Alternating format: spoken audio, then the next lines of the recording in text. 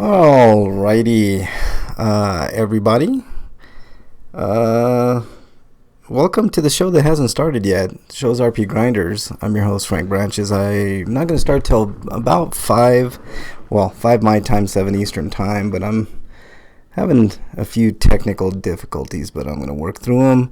I'm going to go solo for the first, about the first 20 minutes or so, I believe. Break, I don't believe, is joining us today. Eric is running a little bit behind. We might get Break. I'm not 100% sure, but hoping to get Break. I don't know if he has to work late or what's going on with Break, but nonetheless, lots of news to talk about today. We got E3 news, lots of E3 news. And if my audio is crappy today, that's because, well, the show's already started on a really great note, man. Anyways, gonna be a fun time. I'm hoping. I think I got everything up and running. We've got topics ranging from video games to maybe I'll throw in a little bit of horror, politics, and also spatial awareness is going to be on the show today. That's going to be a funny thing. Bear with me just a second, everybody. Testing 1 2 3. That's a lot better. Holy shit! I fixed it. I fixed my audio, everybody. So there you go. So yeah, it's gonna be an interesting show. If anybody wants to call in, they are more than welcome to do so. The Skype handle is RPGrinders. If you have Skype and you want to join in all the madness, which is going to be me for the first 20 minutes doing, basically winging it, talking some E3 at first. What else are we doing here? Lots of stuff today.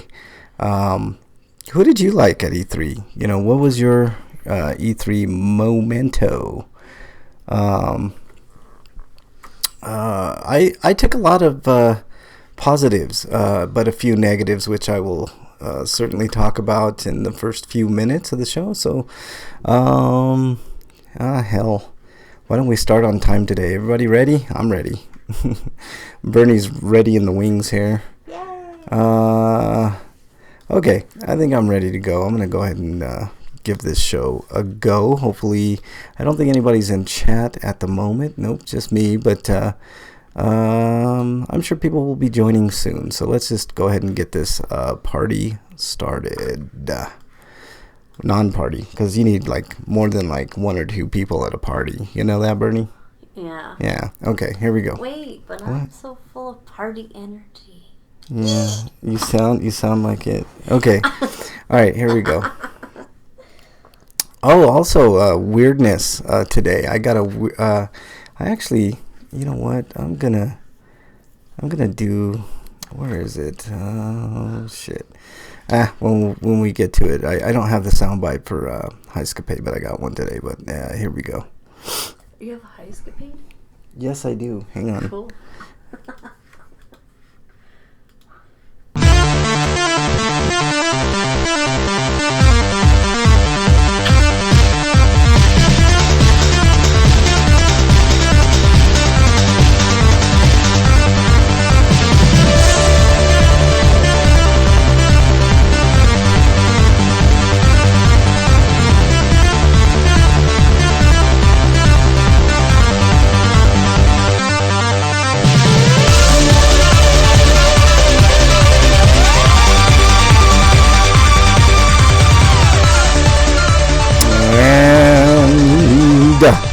Welcome, everybody, to episode 544 of RPGrinders. I am your host, Frank Branches. None of my co-hosts are available at the moment. I think, I'm not 100% sure. Breakman may join the show today. Might be a little late. I don't know what's going on with Breakman, but Eric will be here in a little bit. I think he'll be here in about 20-30 minutes. So lots to talk about today. Today's a big E3 show. Man, what happened during E3? A lot of good stuff. Sony didn't have a presence there this year, which was semi-disappointing. Microsoft had a fairly decent press conference, I thought. Bethesda had a terrible one. I'll be getting into that. Square Enix, I thought, had a really good conference, and I thought Nintendo actually had a really good conference as well. So lots to get into about E3. We're not doing the normal news this week because there's just so much of it. So we're just I'm gonna just delve into some of the press conferences that had happened, and I'm gonna go through some of the headlines on various websites to kind of give you guys an idea of what E3 was all about this year. Of course, E3, the big gaming show of the year.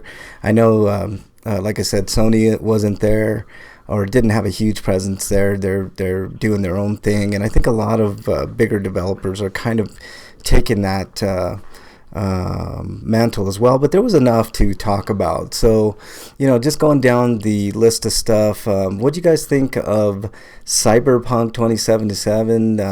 Really, really cool conference with Keanu Reeves. I was really pleasantly surprised that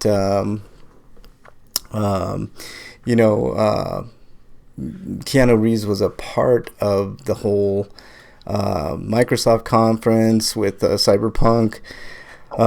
It's really surprising to see him in the game. That probably took some big time money to get Keanu Reeves to agree to his likeness in a game, and I'm curious to what you guys think as well. What else was there? There was, if my links cooperate here. Sorry, I'm trying to get the visuals on there for you instead of just the logo. But hang on one second here, y'all, and I will get things squared away. Square Enix had what I thought was a fairly strong conference. Of course, they revealed a little more gameplay from Final Fantasy VII Remake. Let's see. They had, there was so much stuff. There was more Tales of Tales of Arise, I think is what they called it. Stuff like that. There was some Mortal Kombat reveals, DLC stuff. I was expecting a little more from Neversoft in regards to Mortal Kombat 11. This is interesting. Final Fantasy VII. Let me go ahead and read this. This is from GameStop.com. Final Fantasy VII Remake will be playable on the PlayStation 5. I don't think that's a huge surprise. I think that, could it have gone any other way? I was actually fully expecting another delay on Final Fantasy VII, but they did give us an announcement.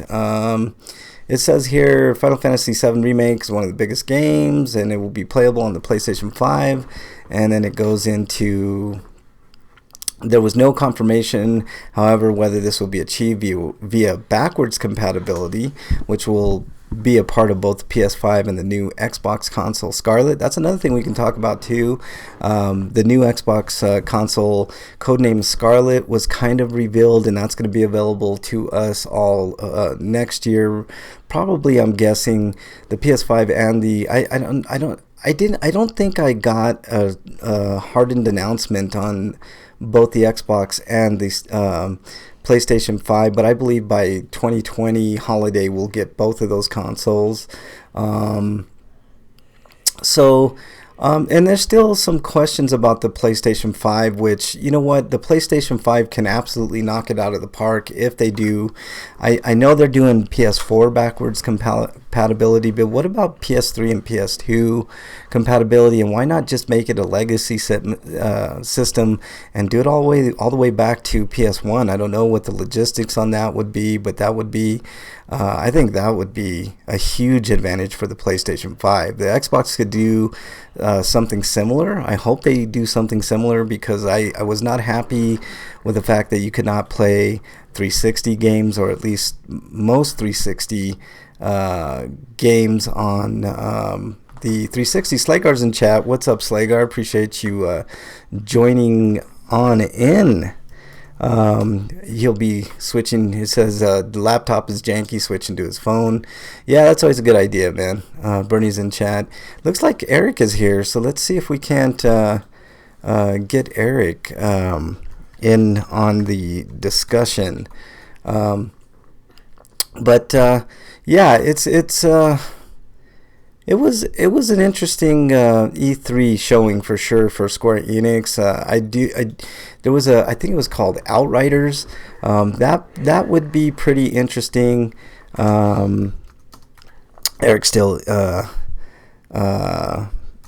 eating, I guess. So we'll let him eat before he gets on the show. We don't want him to be grumpy. So. Lots of stuff. But anyways, we'll discuss when Eric gets on. But it's only been confirmed for the PS4, which is kind of weird. Obviously, PS5 doesn't have a solid announcement, so I didn't expect that. But there was something also revealed. It's going to be on 2 Blu-ray discs, so that's really interesting. I know it's going to deal with all of Midgard, but honestly, man, why couldn't they put welcome back, Slagar. Hope that's a little bit better for you. If you're wondering where Eric and Break are, Eric will be joining us very shortly, and Break may or may not be joining us today. I'm not 100% sure.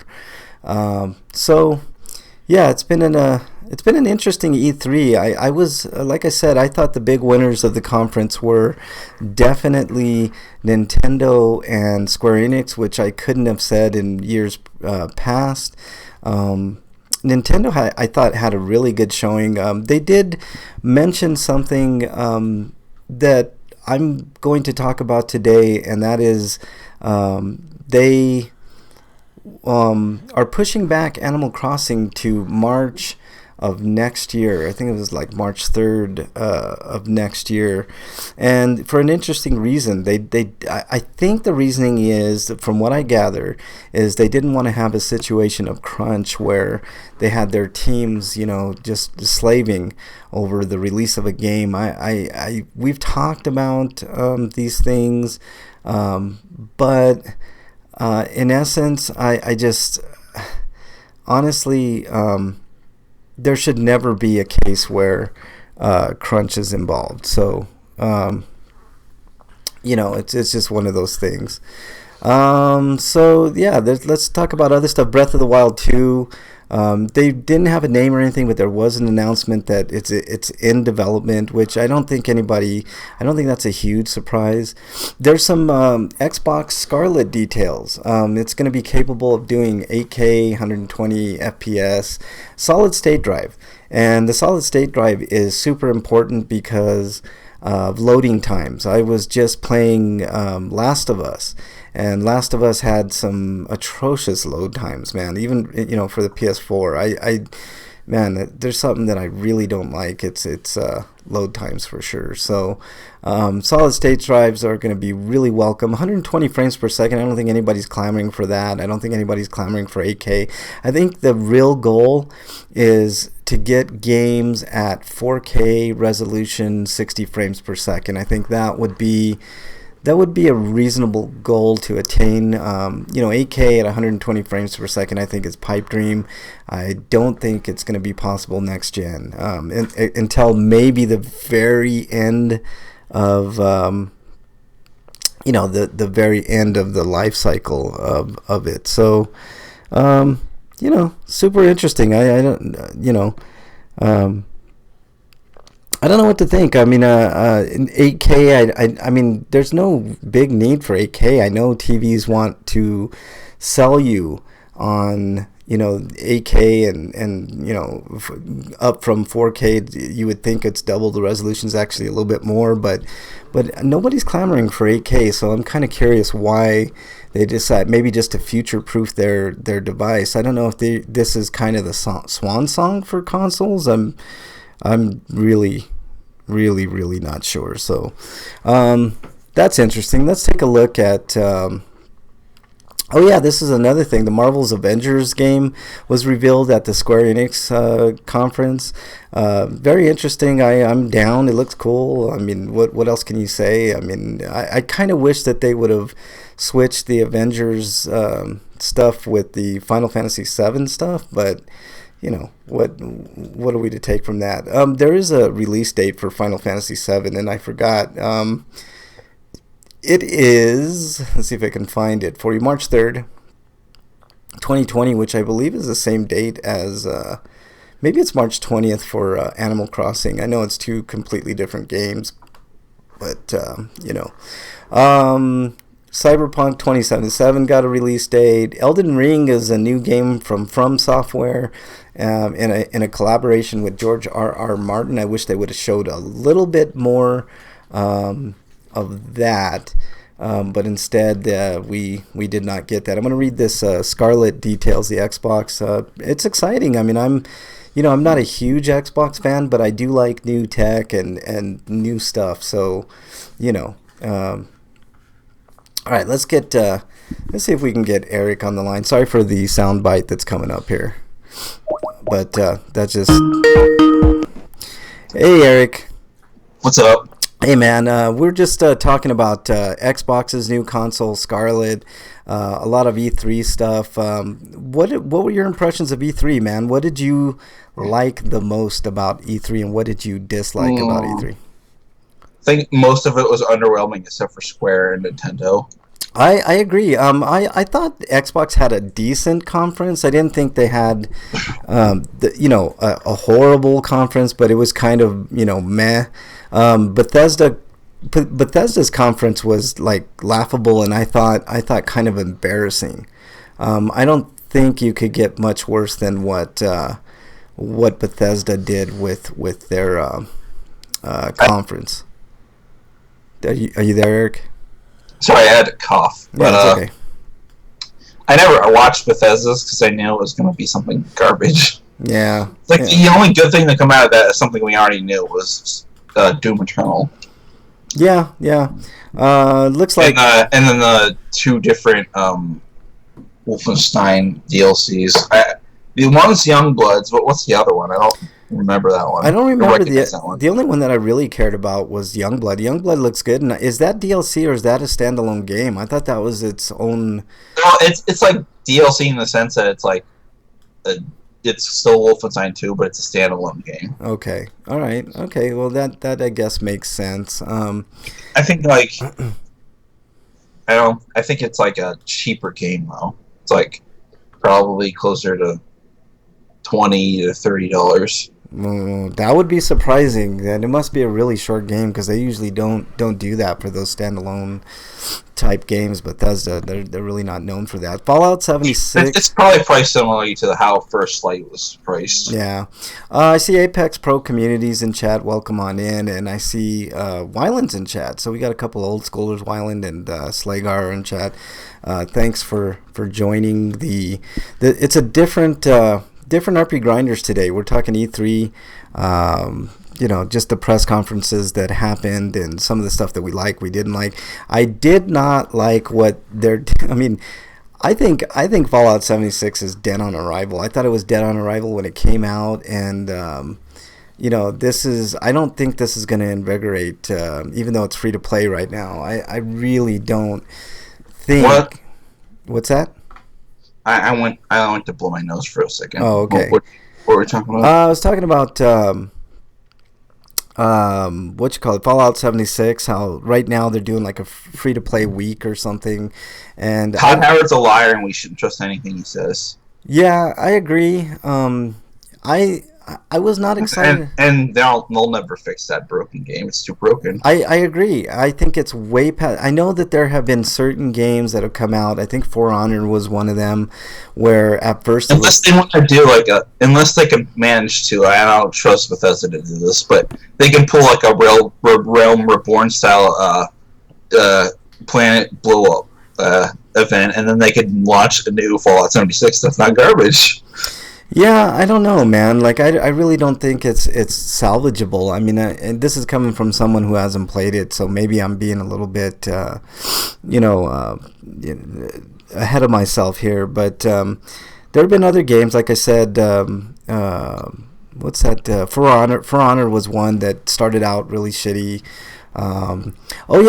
This is another cool one that came out from Bethesda. Is the Doom Eternal? Wyland in chat brings it up. I agree. The only things I cared about were Doom Eternal and the Wolfenstein game. But other than that, Bethesda had a very, very shitty, I thought, embarrassing conference. I didn't think it was well put together at all. They really shouldn't even do a big conference like that unless they're really going to wow us with something spectacular, like maybe an Elder Scrolls 6. Every writer's in chat. What's up, every writer?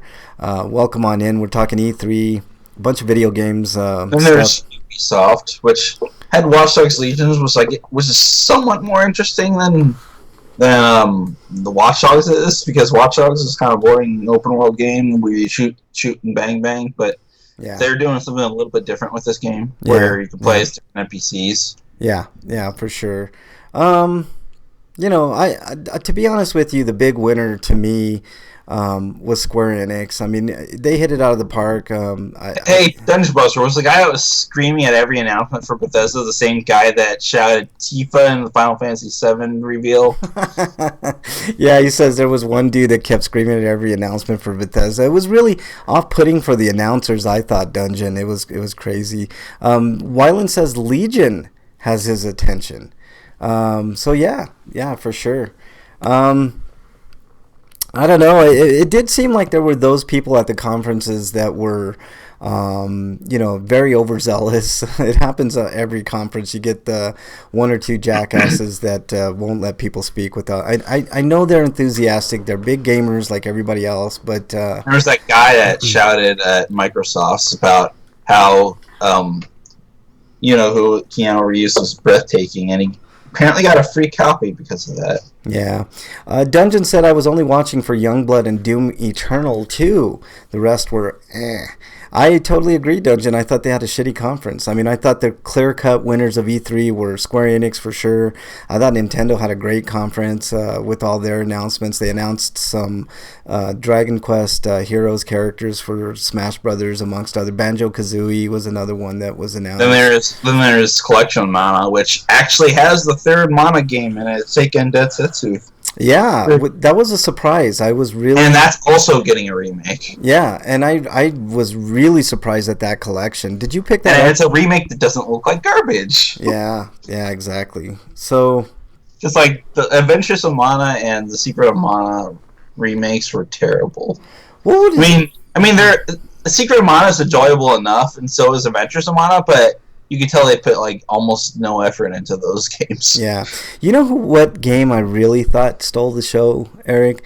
Was a game called it's the Tales of Ariza or Riza, whatever that. Arise. Yeah, Rise or whatever, however you pronounce that. I thought that was spectacular. I think I was kind of put off by the fact there's no Switch version of it currently announced. Yeah. Well, it looks like a game that wouldn't run well on the Switch, but they could downgrade it some and make it work. It just looked less visually appealing. Well, I think there is going to be a Tales game on the Switch. I don't think it's going to be that, but it's going to be a different Tales game. Yeah. Also, but it's not E3 ready, obviously. Speaking of the Switch, there was a huge announcement, man. Witcher 3 for the Switch. I've already looked at the Digital Foundry analysis of the differences, and I actually think it's super impressive. I know that there's a visual downgrade, but it's not. It's 720p and it's 30 FPS, but yeah. If they can keep it at constant 30, that would be great, because the Switch struggles with keeping stuff at constant for higher level game looking like that. Yeah. Honestly, I thought it looked great. The little piece that we saw less than 30 seconds worth of. And a game like that would be great for the Switch because you could just have a quick session. Yeah. I agree. I mean, I I personally probably won't play it because I'm so used to the great visuals on the PS4 and actually the Xbox One X has the best version of The Witcher, which is, that's to be expected. It's got better hardware. The PC version. Oh yeah, right. I don't play PC. PC is obviously the king of all when it comes to visuals and frame rate and everything else. But so a lot of interesting stuff. Eric, what did you think of the Project Scarlet announcement? Why do we even want to bother with 8K? I agree. I mean, games still struggle to get 1080p and 60 frames per second. Right.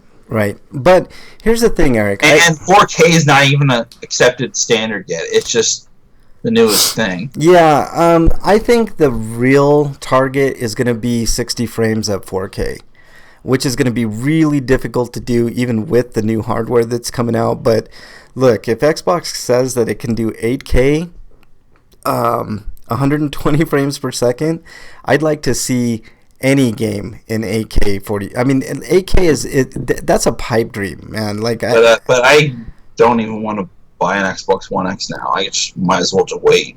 Yeah. I mean, I don't blame you, dude. I mean, as long as there's backwards. And backwards compatibility. There was a bunch of backwards compatibility games. Sadly, Resonance of Fate was not among them. But Ashura's Wrath was. Yeah. So if I want to play Resonance of Fate, I'm going to have to get the PS4 or the PC version. Wasn't it Last Remnant is getting a remaster, Eric? The one that we always go... Switch. It's on Switch now. Yeah. I think that's it's like $20 too, which I guess is a decent price. I agree, and I think that is definitely an underrated game. That game was developed by Kawazu from the Saga series, so you could tell it's going to be zany. Yeah, which is cool. I mean, that's really cool. L33 Studios in chat. Welcome, L33 Studio. We have Kawazu. The Romancing Saga 3 and Scarlet Graces got formal announcements. Yeah. Because we knew they were happening, we just didn't know when. Yeah. So, apparently it's going to be really soon for 3. The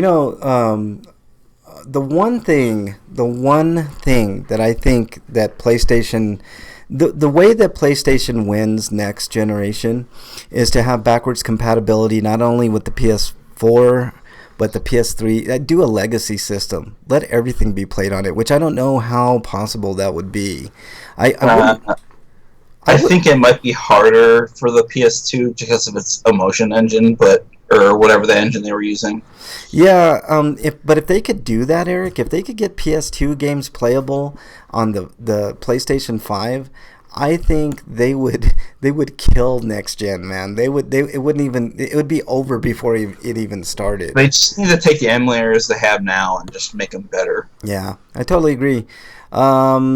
Just how PlayStation Now does PlayStation 3 stuff, just figure out a way to get that to work on the machine. Yeah.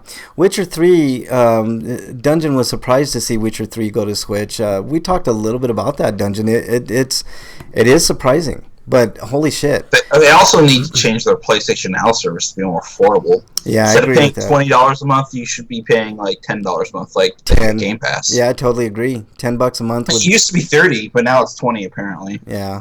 Let's go back to the Scarlet. The one interesting thing about Scarlet that I really enjoy and I think is going to help gaming more than 8K, more than fucking 120 frames per second, which obviously are pipe dreams. I think it's a solid state drive. It's not just a solid state drive though. It's like the fact that they're using cloud servers to also help with loading. Yes, but I honestly, just this solid state drive alone is going to help load times incredibly. I should get an external hard disk drive for my PS4 and then move all of my games to that and swap out whatever hard drive I have in there with the solid state drive. Yeah, I mean it would. Yeah, for sure, man. So yeah, it's gonna be cool. I'm excited, but it's the Scarlet's capable of 120 frames per second in 8K visuals, but honestly, nobody is expecting that, man. I mean, I think I would be ecstatic if they could even do 1080p 60 frames per second, which I've been calling for forever. And if you could do 4K 60 frames per second. It's not as if the human eye can see beyond 4K anyway. Right, exactly. So it's kind of pointless. Like, they're doing this just because they can, not because we need it. Well, to make things look better. Yeah. Well, that's true.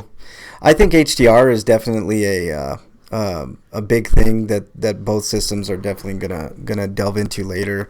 Every writer says, I didn't go and see much from E3, but I heard they were going video game consoleless with many games, like the PS4 games on your cell phone. There was talk of that, every writer, but I think who was it? Microsoft, Eric, that did. They had like a cloud server based like kind of platform where you could play on any kind of system.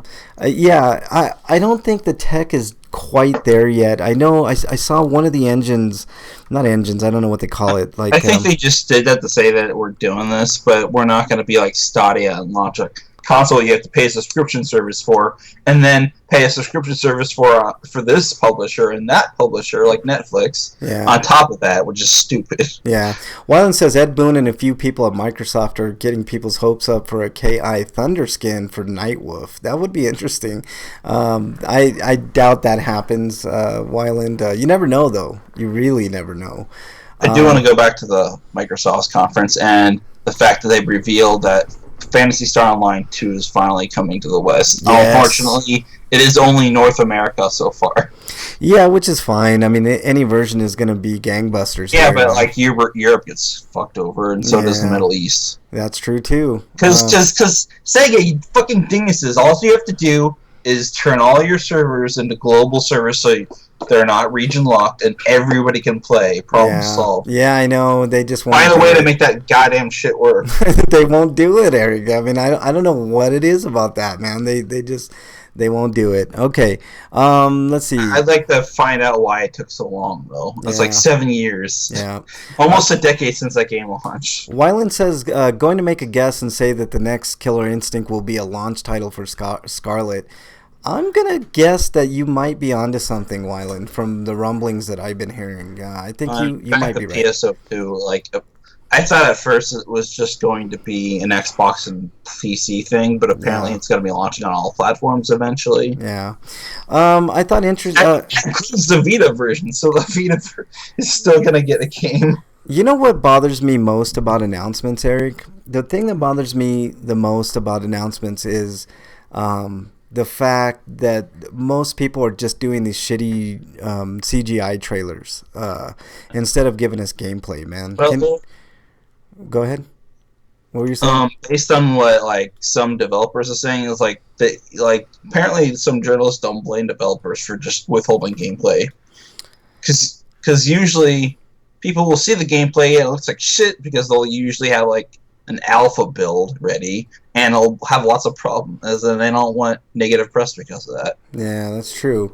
What do you think of Keanu Reeves in Cyberpunk 2077, Eric? It's easier to trick people with lesser minds to just get hyped over CG trailers. Oh yeah, no, for sure. So I thought Cyberpunk 2077 looked good, looked strong, and the addition of Keanu Reeves didn't hurt. I mean, there are things about that game I don't care for. And I'm not even talking about CD Projekt Red's working conditions. I'm talking about the fact that the game does it have a custom character creator, and it just doesn't let you make an intersex character if you want, or the game has this very set character. I don't know the situation of that, but the thing is, they're fetishizing intersex in the game via ads, because like they showed that picture of that trans person, but you can see the reaching dick.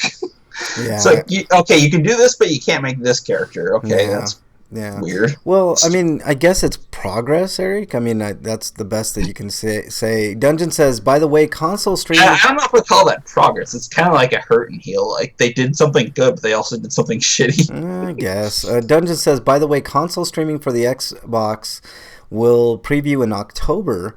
Was surprised to see Keanu Reeves likely will be playing Johnny Silverhand from the Cyberpunk setting. That's cool. I mean, I'm down. I don't think anybody's hotter than Keanu Reeves right now, to be honest with you, Dungeon. I mean, John Wick 3 knocked it out of the park this year, and I don't think you can get a much better action franchise than John Wick. That reminds me, all the Terminator inserts in like Gears 5 and then Cyberpunk. Right? Yeah, Gears 5 was what I was referring to. They didn't show any gameplay. It was just a fucking CGI trailer from what I remember. But they don't play like Gears. That's why they didn't show play. yeah. What did you think of Elden Ring, Eric? Another CGI trailer. Yeah, but I'm gonna go out on a limb and say it's gonna be more like Dark Souls, but with the more wider environments that you see in games like Sekiro. Maybe wider than that. I agree. I actually think it's going to be a little lighter than the previous. Like, when I say lighter, I mean like more colors and you can see things. Yeah, not quite as dark as the Dark Souls games. So there was a Persona 5 announcement. There's going to be Persona 5 characters in Catherine, which is interesting. I don't know how that's going to work. I think those probably going to be for the multiplayer. Yeah, I would guess. So, apparently Yoshinori Kitase confirmed that Final Fantasy VII Remake will go until the escape from Midgar on Final Fantasy VII. This is another interesting thing. Yeah, it's still episodic, and it's they say it's 2 Blu-rays, but it's probably more like if you download it, it's probably going to be like 2 Blu-rays worth of sit, so that's like 100 gigabytes. So that's like the same as we're seeing with Red Dead. Yeah, data caps are gonna kill people next gen for sure, man, and it's gonna be stupidly. But I can understand Midgar being very much expanded because since we only got a small cross section of the lower half of Midgar. Yeah. Making a whole game based on that makes sense, and then the rest of the game flowing at a pace that we'd expect from disc 2 and 3. Yeah. And the rest of it. Yeah. Wyland says, don't forget the Terminator is rumored for MK11 as well. That would be a great addition. Wyland, I'm hoping for other characters. Like, I wouldn't mind seeing, like, Chucky or, a various array of horror icons joining the fray. I know Spawn was announced for the first DLC pack, which is a nice addition. So there'll be some good ones. If you have an ending, it'll just be to be continued, like the Trails games do. Yeah. Dungeon says Elden Ring is like a mystery. I'm expecting it to have a lot of lore because of Martin and be difficult because of From Software. That's exactly how I feel. This is how Square should do the to be continued. They should put it out on a freeze frame like JoJo and then play like the Yes song.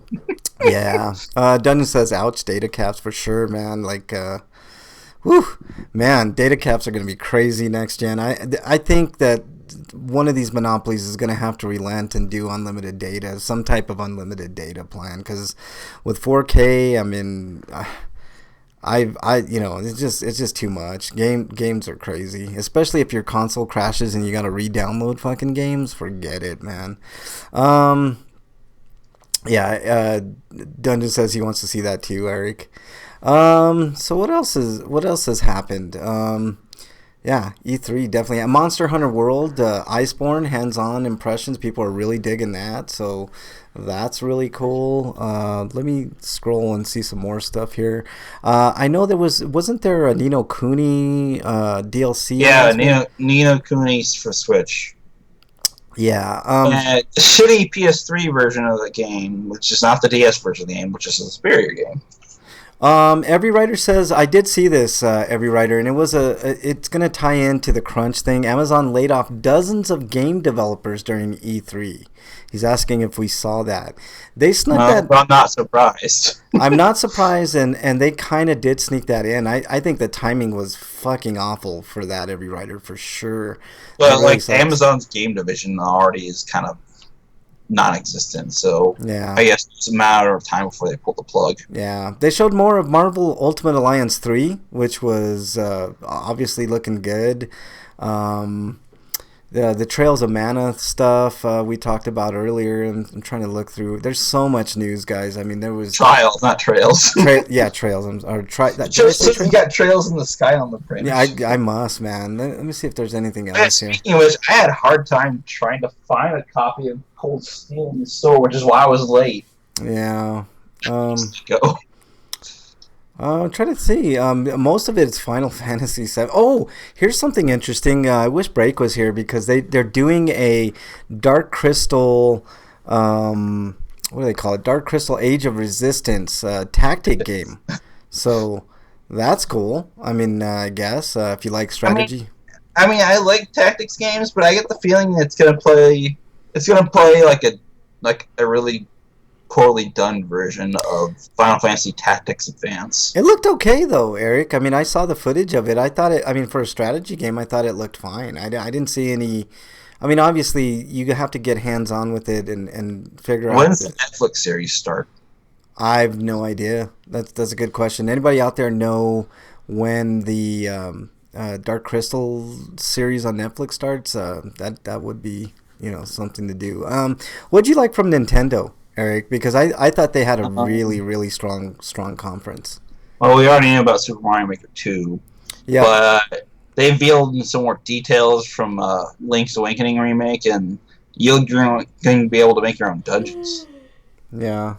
So, like Zelda Maker, I guess. Yeah. Dragon Quest Builders 2, they showed a little bit of footage of that. There's No More Heroes 3, which is cool to see. Yeah, Bernie says...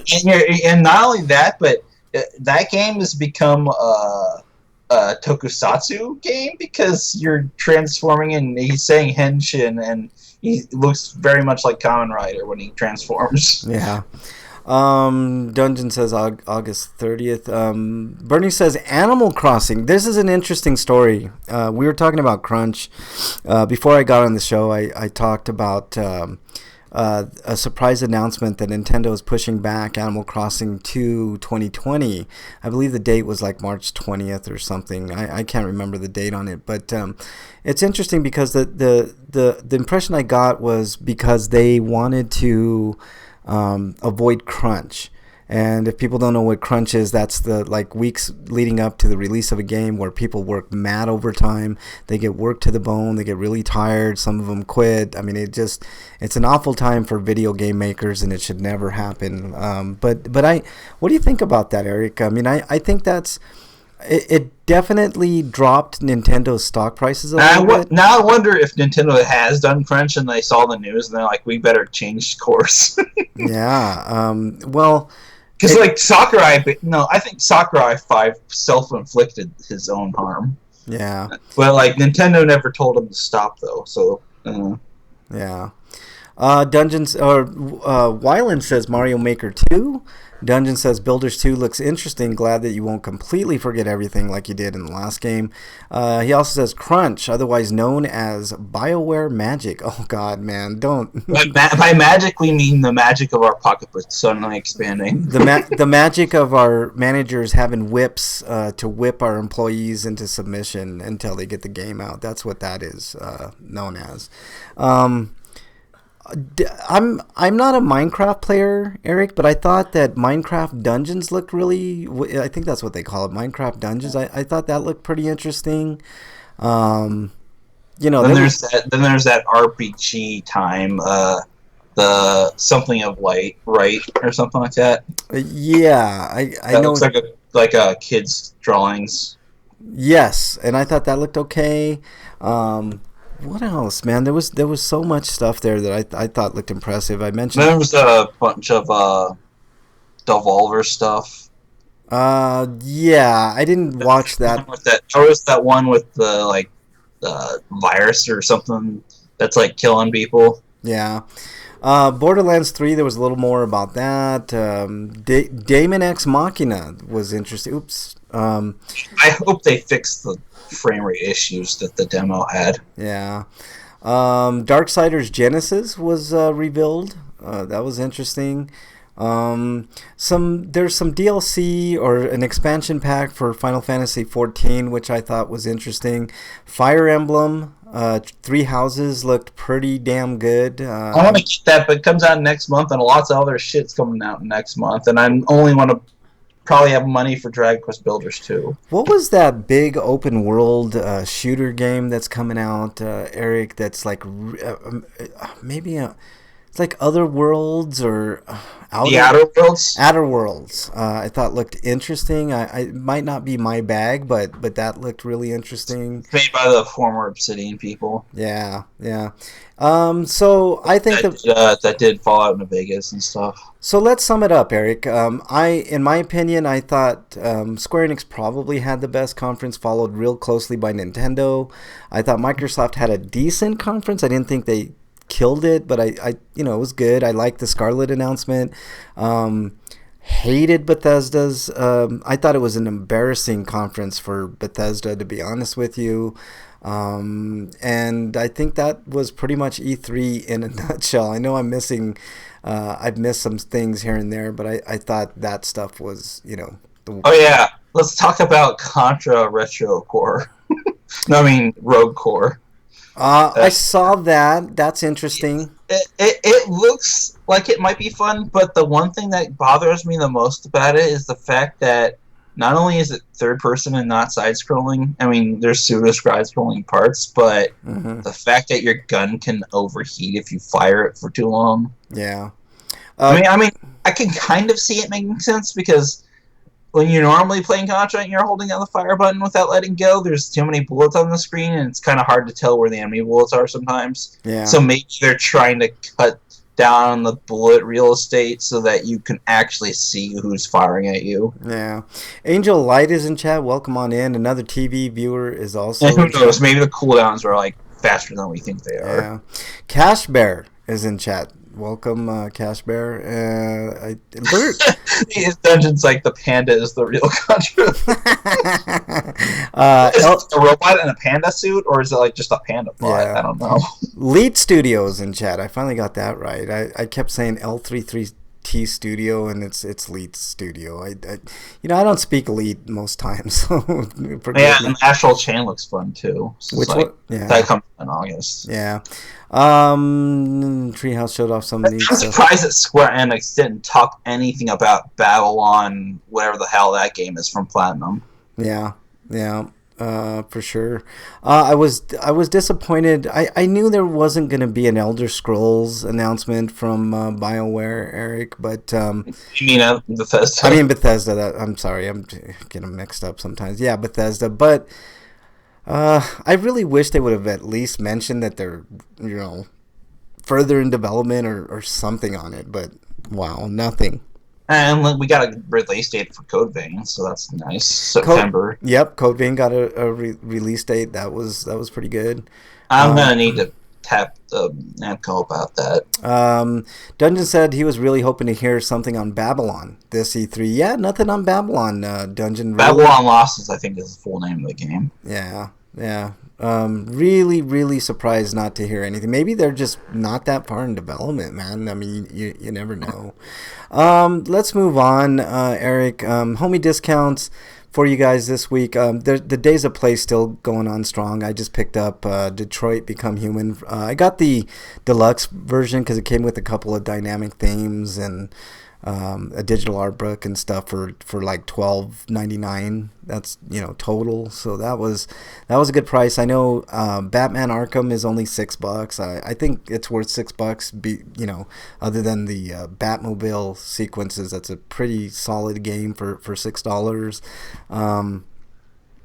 What else? Dark Souls 3 deluxe edition was like $21. I think that's pretty good. I think the Dark Souls 1 remastered edition was $23, which I'm waiting for a better sale on that, but I want to pick that up eventually. Didn't see anything on the Xbox super exciting or Nintendo, so I'm going to skip those. Breakman's not here, so we'll save. If you guys send in Dear Breakman questions to RPGrinders, just hold off on those. We'll get to them next week, so when Break is back, hopefully everything's going good with him. So anyways, the one thing that bothered me about the Avengers game reveal is that it seems to be set up as like a game with a campaign that you can play, but it's going to be primarily a games as a live service model. Yeah. And that bothers me, even though they said there was no like microtransaction nonsense. It's like, but yeah, it's a game that probably won't be all that fun to play after the live service closes. Yeah. All right, let's move on to this. Eric. And only 5 Avengers. What? Go ahead, Eric. Are you done? Yeah.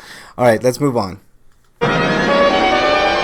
Inquiring minds want to know. Inquiring minds want to know what you've been playing, Eric. I know we've been talking a lot about E3 and stuff, but what have you been playing? Not a whole lot. Just I decided I'd start my playthrough of Trails of Zero. I got that game. Oh, awesome. Good. But good. The fan translation, it's not complete, but it's complete enough so that you can play through the game to the end. Yeah. Well, that's good. That's good. And to it's hear. rough in some spots. Like you could tell, like where they didn't stick with Xseed's conventions because like they have this concept called the Divine Blade, which is like the highest like rank or like title that they've given like somebody who's like a very good sword master, but like they decided to call them the Saint Sword, which is a more literal translation. Yeah. All right. Okay. All right. But it's like some weird Frankenstein baby of the it's the visual quality is the same as the PSP game, but it's ripped the voice tracks from all the Evolution games. Okay. So like they somehow tweaked it to work like that, but I think in order to do that they had to break the dialogue advance button, so now it just runs on auto, so it's weird. Yeah, Dungeon said he had to dig up his ancient save file for that one and was happy to still have his op weapons. He's talking about the free DLC for Borderlands 2, Commander Lilith, and the fight for Sanctuary. Yeah. I've been playing, check this out, Eric. I've delivered yet again on completing a game. I played and beat Last of Us. I wasn't done with all the games I played. Oh, what else have you been playing, Eric? Other than that, I played London Detective Mysteria, and some more of that. Daedalus? No, I didn't play any of that, but I played a little bit more of the Masquerada, and the review of that is on Totally Chion right now. That's awesome. Good deal. And the review of Kodadama is up the Boston Bastard Brigade. And if you read those and you like what I've written, you can go to my Patreon and give me a little as $1 and help me out. Yeah, give Eric more than $1. He deserves more. And there's my plug. So yeah, there you go. Okay, I played, as I said, Last of Us, and I beat it. Super surprising that I beat it, because, man, that last level, man, is super difficult, man. I played on normal difficulty, but it's a great game, man. I mean, they did a really good... Naughty Dog, man, hats off to them, man. They are... there's something else. Dungeon says, "Grats on finishing Last of Us." I love it, Dungeon. I did beat it. I didn't think I was for a while. I got to the Blizzard section with Ellie, and I was having a tough time because stealth, it really isn't my bag when it comes to gaming, but I was kind of doing all right, man. I got to the point where I just made a bunch of bombs and just started bombing the shit out of people, regardless if they were just regular soldiers or what, but... I blasted my way through that game almost literally. I did some stealth, and Dungeon would have been proud of me in a couple of spots, but so I did that, and then I started in on the DLC Last of Us Left Behind. Last of Us Left Behind is, I believe, more difficult, man. I'm having a hell of a time. I think it's harder than the main game on normal level, so I don't know what the hell's going on there, but fun game. It's good. It's more Last of Us. I'm hoping that Last of Us 2 just does a really good job of, picking up the pieces of that game and moving on with him, because it's got an interesting morality tale at the end, which I was pretty surprised with. So those are my games. If I'm giving a review of it, I think it's a beautiful game. I think it's up there with the best of the best. That remaster is fantastic. It looks great. It looks almost as good as anything Uncharted has done. I know Uncharted is kind of like the ultimate standard of fucking graphics on the PS4, but Last of Us Remastered is pretty fucking good. I wouldn't put it up there in the God of War camp or anything, but I like it. I give it a solid 9 out of 10. I had a great time, and if somebody like me can beat that game, then anybody can beat that game. So, Last of Us is done and in the books. Working on that DLC, Last of Us Left Behind, and hopefully I'll have that done next week. Maybe Dungeon knows how long is Last of Us Left Behind. It's got to be shorter than the main game. I'm not 100% sure. All right, Eric. I didn't see you have anything else in your reviews or for reviews, but I have some reviews. Did you have anything to review or not? No. Okay. Then let's do this. RPGrinders reviews. All right, I'm gonna do these really quick in quick succession. I've got 3 movies. I'm a big horror fan. They're all horror. An old one, Dungeon might have seen this, the old one that I got here. But The Inhabitants, saw this. It's about a couple that buys a bed and breakfast in New England, and things quickly devolve as the woman basically gets possessed, and there's some ghost and, goblin type stuff. No, not goblin. I'm just kidding. I wanted to make a video game reference there, but I thought it was a solid, scary movie. It doesn't have a ton of jump scares or anything, but it's not quite a slow burn movie. It moves at a pretty decent pace. I thought the acting was middling but passable. Direction was fantastic. I thought some of the cinematography shots in that movie were actually really well done. I'm going to give Inhabitants a solid 7 out of 10. Here's the one that Dungeon might have seen before. Twilight Zone the movie. And Wyland might have seen that too if he's still in chat. But Twilight Zone the movie is an old 80s, kind of like...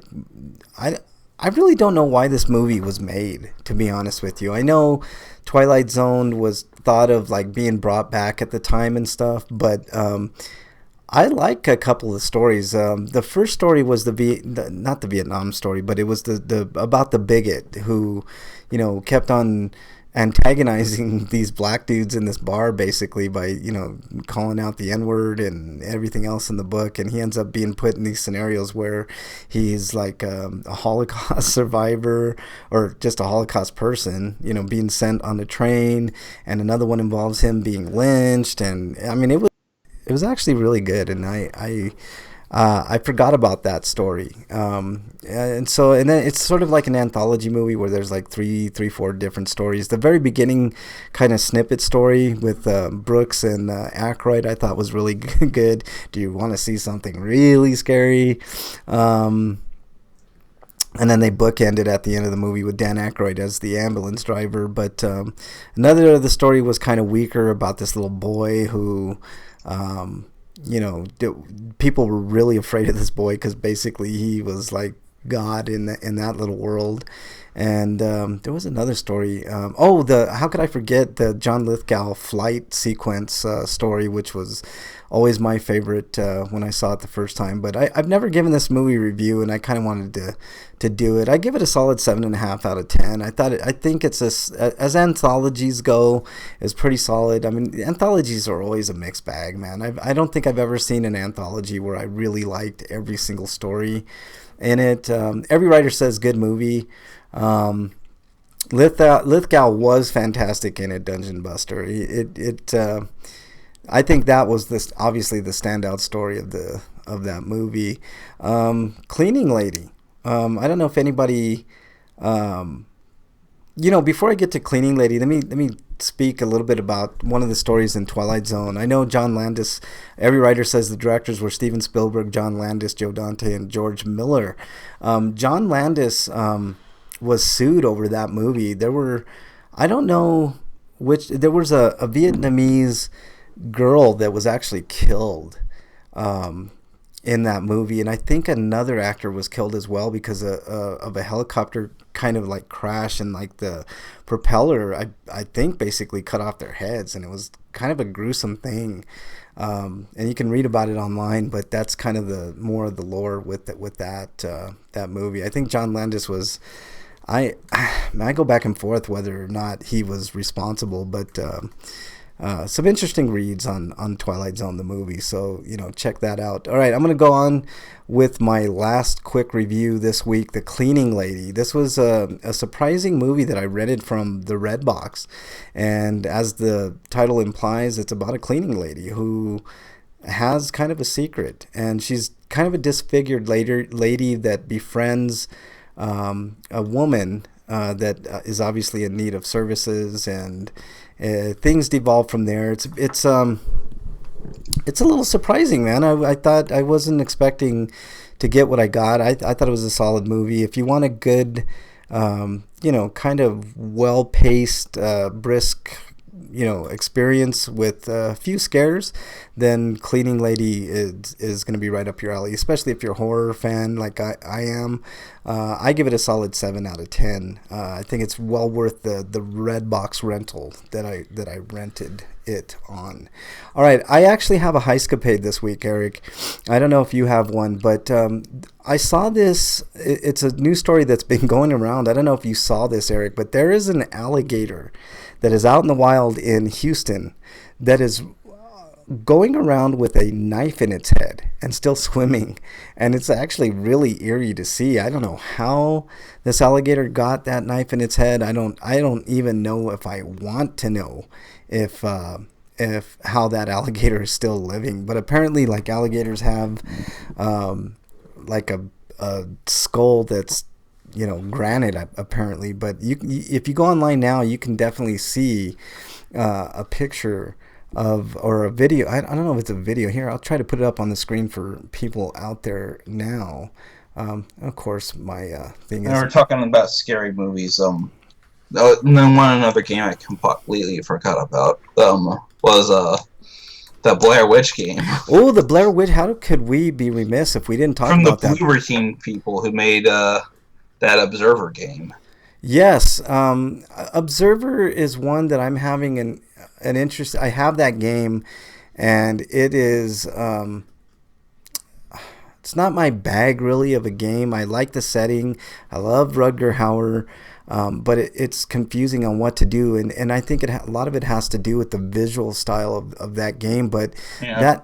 that Blair Witch game does look fantastic, Eric. I am totally. And there's also the Breath of the Wild sequel. Yeah, I mentioned that earlier. Like they at the very end of the trailer, you see the husk of a guy who's got long red hair, looks a lot like Ganon. Yeah. And I'm showing. He's either Ganon, Demise, or Yuga. Yeah. Because they all have red hair. Yeah. I'm showing the gator with a knife in its head, Eric. It's fucking crazy, man. I don't know if you've seen this, but he's got quite a headache, doesn't he? I read about this, Eric, and. Or maybe it didn't even pierce the skin; it's just stuck there. No, I read about this specifically. No, it looks like it's lodged in there, Eric. Like it's really, really lodged in there. But the thing about it is, I'm gonna go ahead and pause it on that thing because wow, that's crazy. What I read is that fall at some point, but what I read is that alligator skulls are so thick that doubtful that it. I mean, obviously it didn't pierce the brain, and the alligators have like antibodies in their blood that will help with healing. So there's no problems with this apparently. Like other than a minor superficial flesh wound, every writer says it looks like it goes through his brain, but it doesn't. Apparently they have really thick skulls. Did Dundee get into a fight with a gator, but he decided to run away? That's not a knife. Now that's a knife, and then he fights with it and sticks it right in the head. Yeah, exactly, man. I don't know. I think that's crazy, man. But so, anyways, there you go. There's your heistcapade for the week.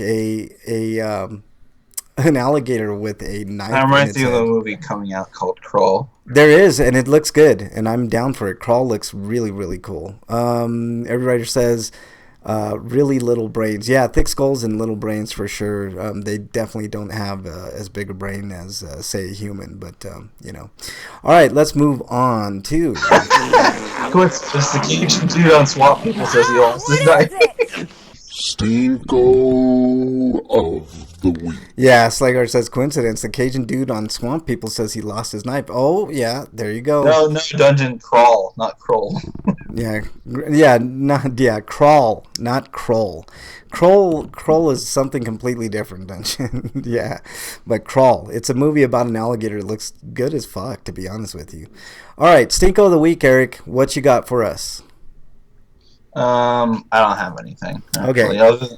Other than, like, I guess I could... This is, like, on one hand, it's a stink. On the other hand, it's a sweeto, because Sarah Huckabee Sanders is leaving the White House. Oh, yeah, the liar. It's a stinko, though, because for one possible reason and the other reason. The possible reason is that she was forced to leave because of some nasty bullshit going on. And, like, by nasty bullshit, I mean, like, more lawlessness that involved her having to probably get hush money or something. Yeah, it wouldn't surprise me if Donald Trump thought she wasn't good looking enough. And the other reason is because she's not going to get punished for everything she did while she was in there. She's just going to go on to make money off of a talk show or on a cable news or on a news network somewhere like Fox. Yeah, I just like hope Kellyanne Conway did until Kellyanne Conway got kicked by Fox, and now she's on CNN, and now she's probably going to lose that job because she's involved in some more bullshit. Yeah, Kellyanne Conway is a criminal. I can't say the same thing for Sarah Huckabee Sanders. She's obviously a piece of shit, and I don't like her, for a myriad of moral reasons. But if she wants to make money, go for it. I don't give a shit. I ain't gonna be watching her. I don't watch Fox News, so who cares? Speaking of pieces of shit, here's something that I didn't mention last week. I think it might have happened last week, and I didn't mention it, Eric. But Joe Biden promised to cure cancer, and what's cancer? Exactly, Eric. There are so many different forms of cancer. He is so full of fucking shit. He has no idea what he's talking about. I mean, scientists have been working on curing cancer for decades, literally decades. And there has been very little progress. And you know why there's little progress? Because of something you just said, Eric. There are so many different forms of cancer. It's like hitting a moving target on a horse. That's how hard it is to find any bit of progress when it comes to curing cancer. There have been definite advancements, and scientists are working on it, but scientists doesn't go at the pace of when we want things to go. Science goes at the pace of science. So, this also reminds me of Alexandria Ocasio-Cortez fear-mongering by saying we have like 12 years left on the planet to something about climate change, which is not true. But so she needs to get educated and bone up on her science and not like be super passionate and do hyperbole all the time. Yeah. Because especially if you want to look good in the not only the eyes of the scientific community, but also people you're trying to convince. If you're gonna exaggerate, nobody's gonna take you seriously. I don't think it's quite an exaggeration, Eric. The numbers I was looking at. Yeah, well, Potholer has a video out that talks about why what she did was not right. No, I agree. I totally agree. I mean, we shouldn't lose all hope. And it's not about whether or not we have 12 years. It's more like we have 12 years to do something about climate change before a certain degree change happens. Yeah, but I think which won't kill us, but still won't be good. I would rather us be really scared about that particular topic than almost anything else, Eric, because there is a point of no return.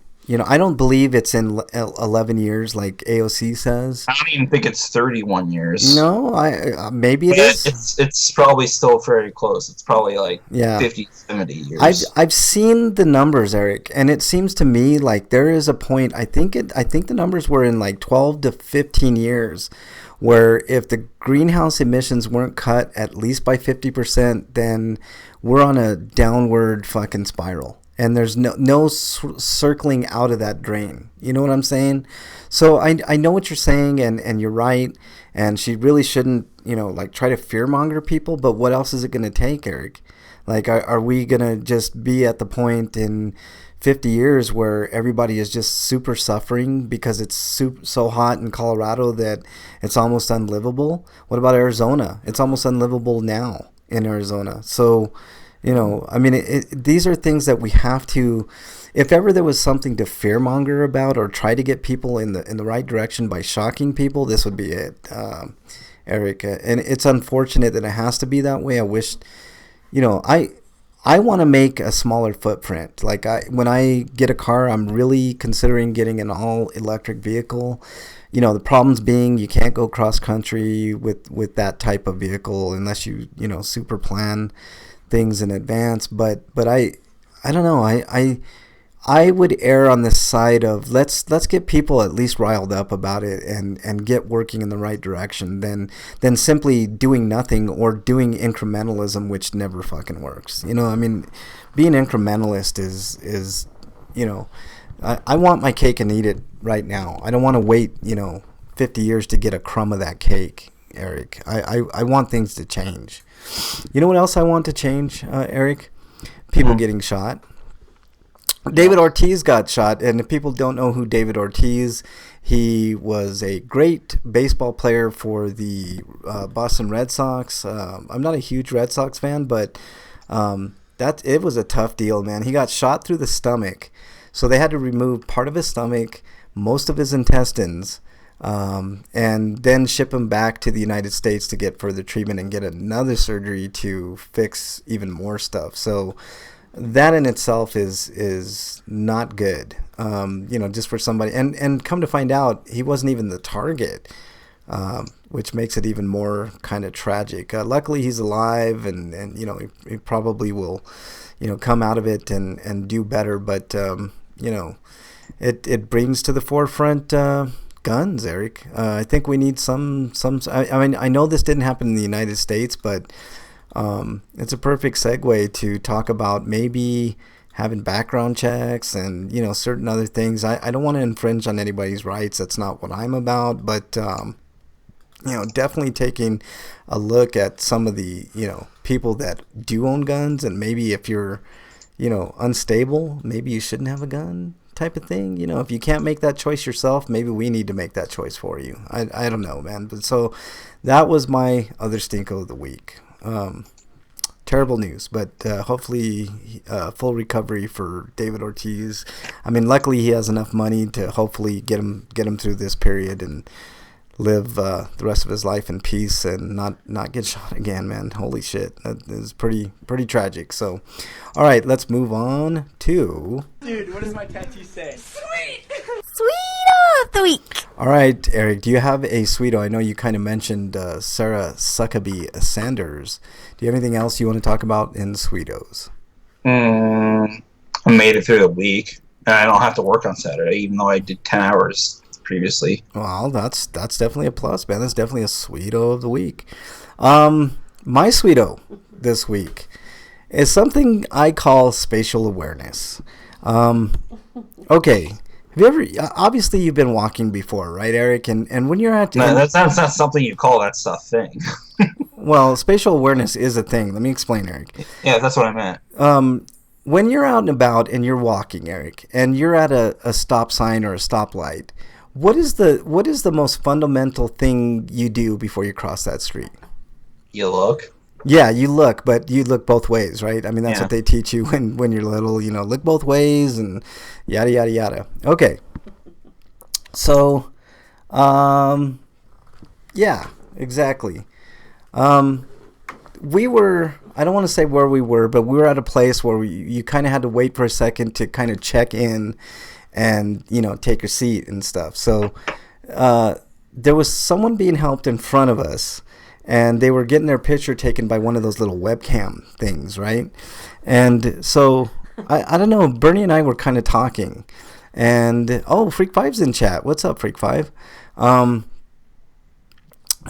so she kind of, she was, raring to go up to the counter and talk to the people at the counter, and I was like, oh, hold on. And as soon as I said, hold on, she just walked straight into that picture being taken by a woman. And I was like, I thought it was funny as hell. But, it's like one of those things you just she had no spatial awareness. You know, she had like no clue what was going on around her. So I thought that you know, I'd bring that to all of you. Do you have a weed awareness though? Weed awareness? Like, what do you mean? like a weed dar, like you could just detect weed. I always have a weed awareness, man. If I could smell weed like a mile away, dude. Like, I know that scent like the back of my hand, instead literally. Of a bloodhound, you'd be a weed hound. Exactly. Freak Five says, Stinkle this week, someone backed into his car while he was at work today. Did they at least leave you a note? I got a Frank fact for y'all. He's actually McGruff. McGruff. McGruff, yeah. So I guess Freak's cars are just magnets for other cars. Yeah. So what is this? Accident 3, 4? I don't know, man. I think Freak 5 just needs other people need to have spatial awareness when Freak 5 is in the area. So yeah. Freak 5 says, Stinkle this week, someone backed in his car. Sweeto, the security guard saw it, knows who did it, and they are co-workers, so he's going to get her insurance info next time she works. That is good, Freak 5. Fuck that. That's some bullshit, man. I'm glad to see a security guard actually worth his or her salt. Because most security guards don't give a fuck about anything, man, and are not worthy of their position, to be honest. At least the ones that I've dealt with, like at all. But so yeah, there you go. So spatial awareness for sure. Okay, let's move on to our free for all. It's a free for all. Little baby. Yeah, it's a free for all. Wow. Okay. Oh, I guess she just drove off. Freak 5 says that's some bullshit, man. All right. Let's talk about this, Eric. I know we touched on it earlier, but Nintendo and the whole crunch thing with the Animal Crossing announcement. I think more companies need to take Nintendo's lead on this, and I hope Nintendo keeps doing it. I doubt. And it's really shitty that capitalism is basically punishing Nintendo for this because their stock market price dropped about $1 billion. Yes, and that really sucks. I was going to talk about that in particular, Eric. You goddamn fucking shareholders don't care anything except getting money in short term. Yeah, the shareholders never care. They only care about their bottom line, which I guess most people in a capitalist society believe that, Eric. But that did cost Nintendo quite a bit. I mean, they'll recover their stock prices. There's no question about that. When Animal Crossing comes out, they're going to sell more systems because Animal Crossing sells systems. I know that sounds weird.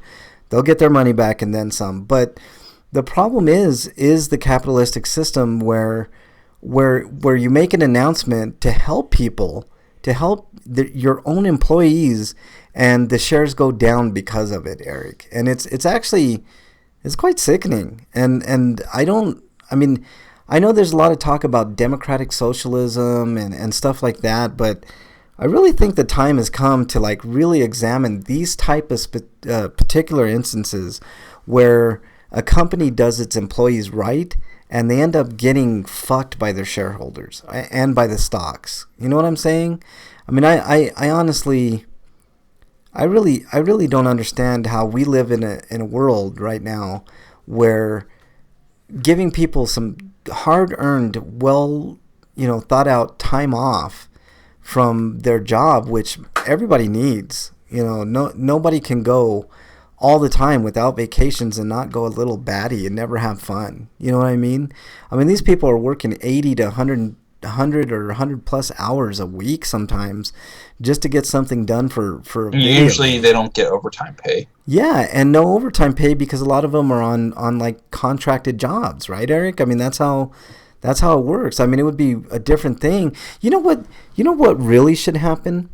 If you're a company in an ideal world, if you're a company and you want employees to work over because, you have to. There's certain industries, like I worked in one. I used to be a cable person that also did phone service. And phone service is no joke. You had to get, people their phone service, and there could be literally no downtime or next to no downtime on somebody's phone because it could mean life or death, right, Eric? So you would have to have people that would work overtime to try to fix issues on a phone line. And I understand that, but I was well compensated. I got overtime. But I think the overtime tiers should be different. I think if you work, like the first 10 hours of overtime should be at a 1.5 rate, like it is now. Time and a half is what they call it. And then the next 10 hours should be 2 times. And then the next 10 hours, 2.5 times. I honestly think that if companies did that, you would not see as much overtime as, you do now.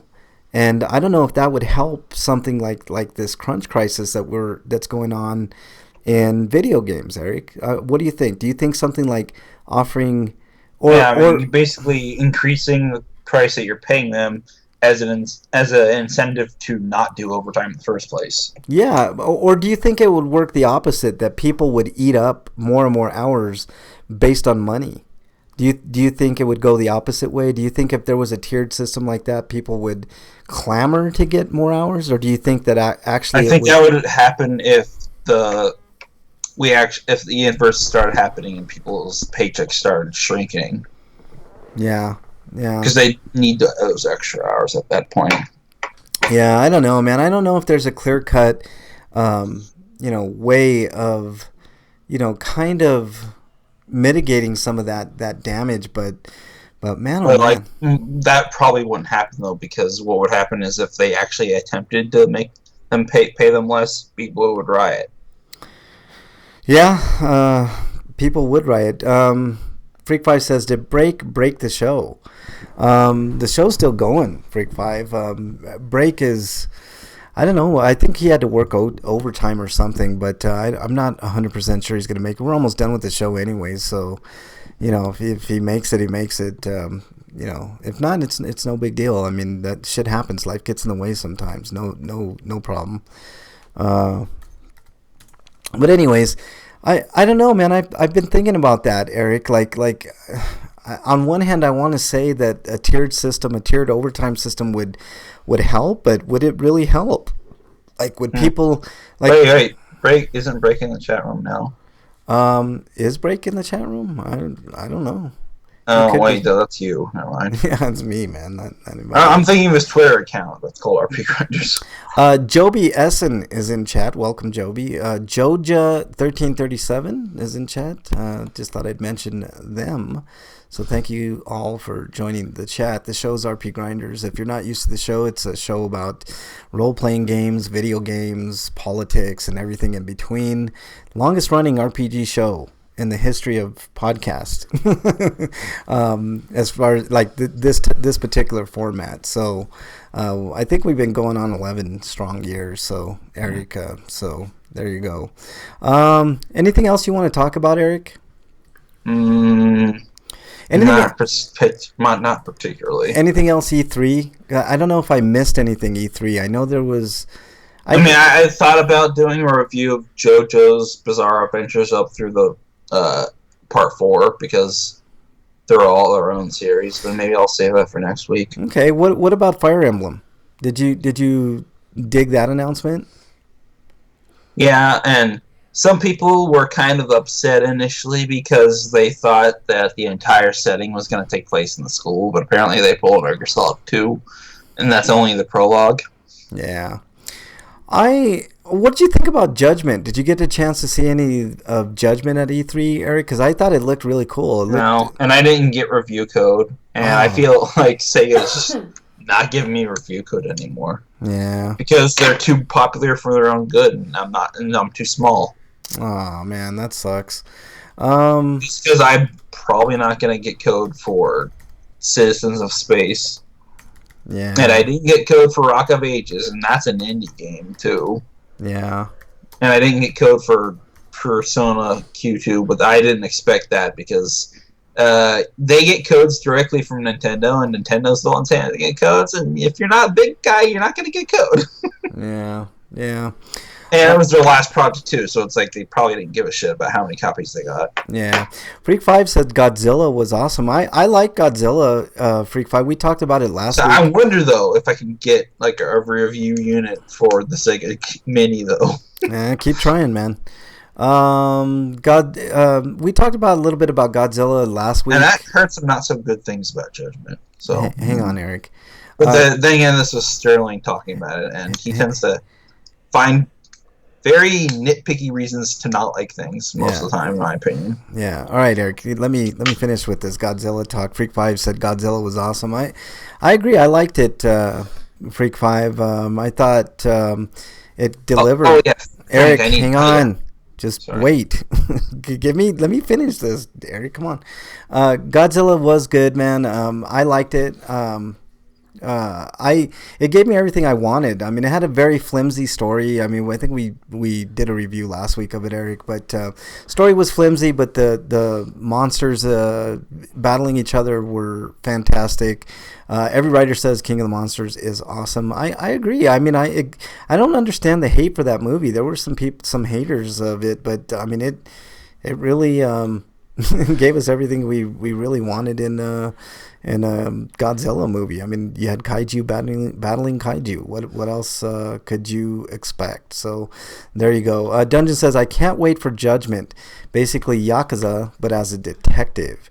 I agree, Dungeon. I thought it looked good. I did see that Sterling thing, but you're right, Eric. Sterling tends to find that. I mean, if it's not his bag of game, which what is Sterling's bag of game? I mean, who knows? Maybe Neo. I know he liked Neo, but Breakman is in chat. Let's see if we can get Breakman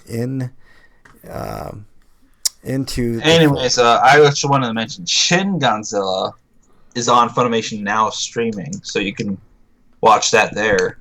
Yeah, I like. The only bad thing about the Funimation release is that they basically cut out the subtitles, the Japanese subtitles of kanji. That like also kept in a couple like translations for like what department that this government person was part of. Yeah. And they're apparently used in a lot of in jokes in the movie. Yeah. And like about 40% of those are cut now. Look who we have in chat or in our conversation right now. We have a special guest this week. His name is Breakman. Breakman, welcome to the show. Because we're almost Breakman, how are you doing, man? I'm all right. All right, man. We've talked about a lot, man. But what did you like most from? Did you see anything from E3 that stuck out? I didn't see anything from E3. I've been busy this week. Okay, well, that sucks, man. You missed out quite a few announcements. They announced the new Xbox. I don't know if you saw that. They're touting it as an 8K 120 box. Hang on, 8K 120 frames per second machine. Breakman, what do you think of that? Do you think they're going to achieve any of that? Yeah, I mean, why not? I highly doubt it. I mean, we're not even up to 4K standard. They wouldn't go on stage and tout it if they didn't think it was possible. It's possible. If they weren't pretty damn sure that they could do it, because there's a lot of money involved in it, and doing the shows is a lot of. Oh, they could do it, but like the problem is getting other people to do it. Yeah. There's no question that it's going to be capable of doing that, but that's pie in the sky shit. Are you saying the games aren't going to be like that? Yeah. No, they aren't. Well, yeah, that's on the developers, though. I mean, eventually there are going to be just think about every console that ever comes out. None of the Hold on, Eric. Interrupt me. Yeah. None of the great games come out at the beginning of a console's launch. Like and I don't mean great games as in quality of the gameplay. Yeah. I mean as in the quality of the game itself. Right. Like the better developed games come out towards the end of a console's life cycle when the developers have had a chance to learn that system and really learn how to maximize it. That happens. Well, I understand that. Like, I also know that, like, even now, we're nearing the end of this console generation, and we still can't figure out how to do 1080p and 60 frames. I agree. I'm fully in agreement. Like, these systems are capable of 4K 60 frames per second, and nothing has come even remotely close to that. Matter of fact, like what Eric is saying, we haven't even had. When we use 60, it's like it's an uncapped 60, so it's not consistent. Yeah, we don't even have 1080p in 60 frames. So I honestly think 8K 120 frames per second is pie in the sky as much as I would love.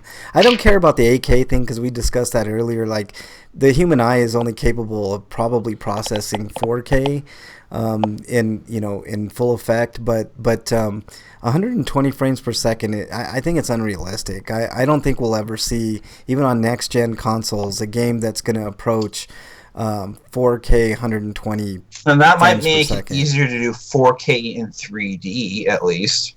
Yeah, we might get to a point 4K 60 frames, which would be my fucking dream. I mean, that'd be really, really cool, but I just don't think that we're going to get it. Did you get a chance to see Godzilla, Breakman? No, I have not had time to do anything this week. Yeah. Every writer says, like, any of the original Godzilla films had great stories. I totally agree with that, every writer, but there was...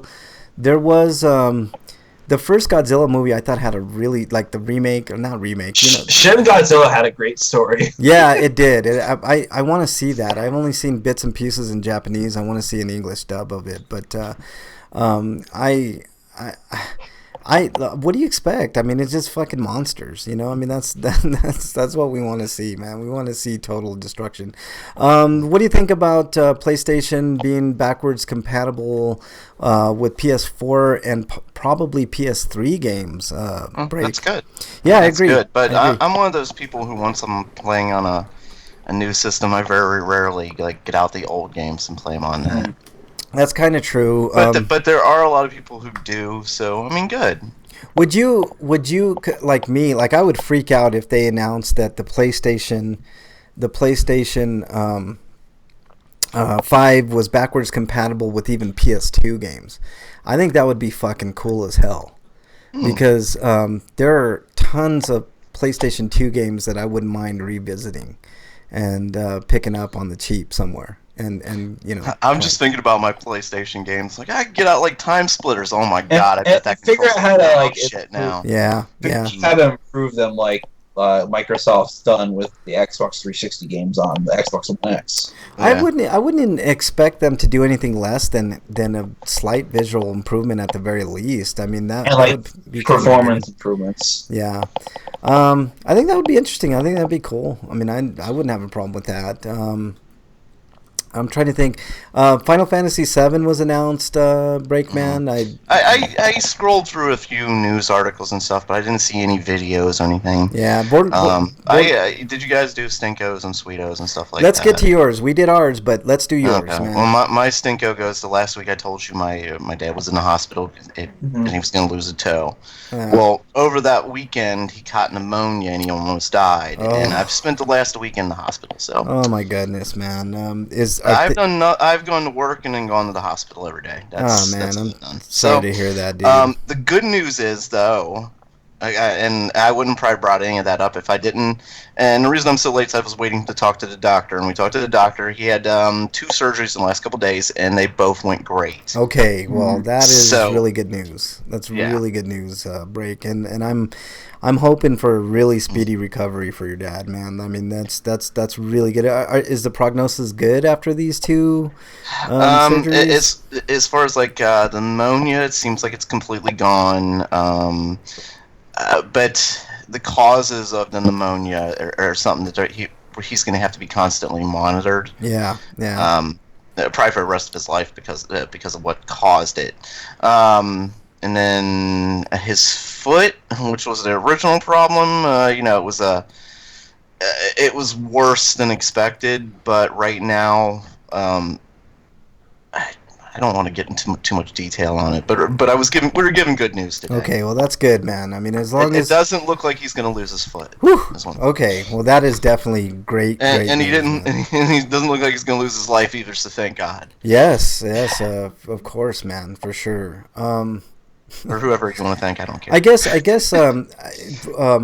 Eric brought up something earlier that might. And thanks, Dungeon Master. Yeah. So I'm sorry. That's why I have not been paying much attention to E3 or Godzilla or anything else. It's just Yeah, no, you I family have first. been preoccupied. He had his own E3 emergency. You know what might make you a little bit happier, Breakman? Did you know that Sarah Huckabee Sanders is not going to be the press secretary by the end of the month? I didn't until Eric tweeted me. Yeah. So Eric tweeted me about it. I'm like, what? Yeah. And Pretty because I shocking. wasn't really paying that much attention to the news either, and I'm like, happy days are here again, you know. Yes. And then I sent him a tweet back, "Ding dong, the witch is dead," but fucking autocorrect changed "ding dong" to "ding ding, the witch is dead." I think cowbells going on. I think we got a new name for this episode, man. Ding dang, the wicked witch is dead. So there you go. What about let's see. So you did your Stinko Sweeto. Do you have time to do your Dear Breakman questions? There's a bunch. I don't think we have time to do them really. Well, can we get to a couple of them? Maybe. Maybe something All like right. that. Thin the herd. Yeah. What's that? Thin the herd. Yeah. Let's thin it out a Because little bit. there were actually the 1 week we have a guest, we have none, and then every other week afterwards and before, it's been bunches of them. Yeah. Hold on. Let me do your soundbite, Breakman. Hold on 1 second. I gotta get it here. So here we go. Here is our segment we call Dear Breakman.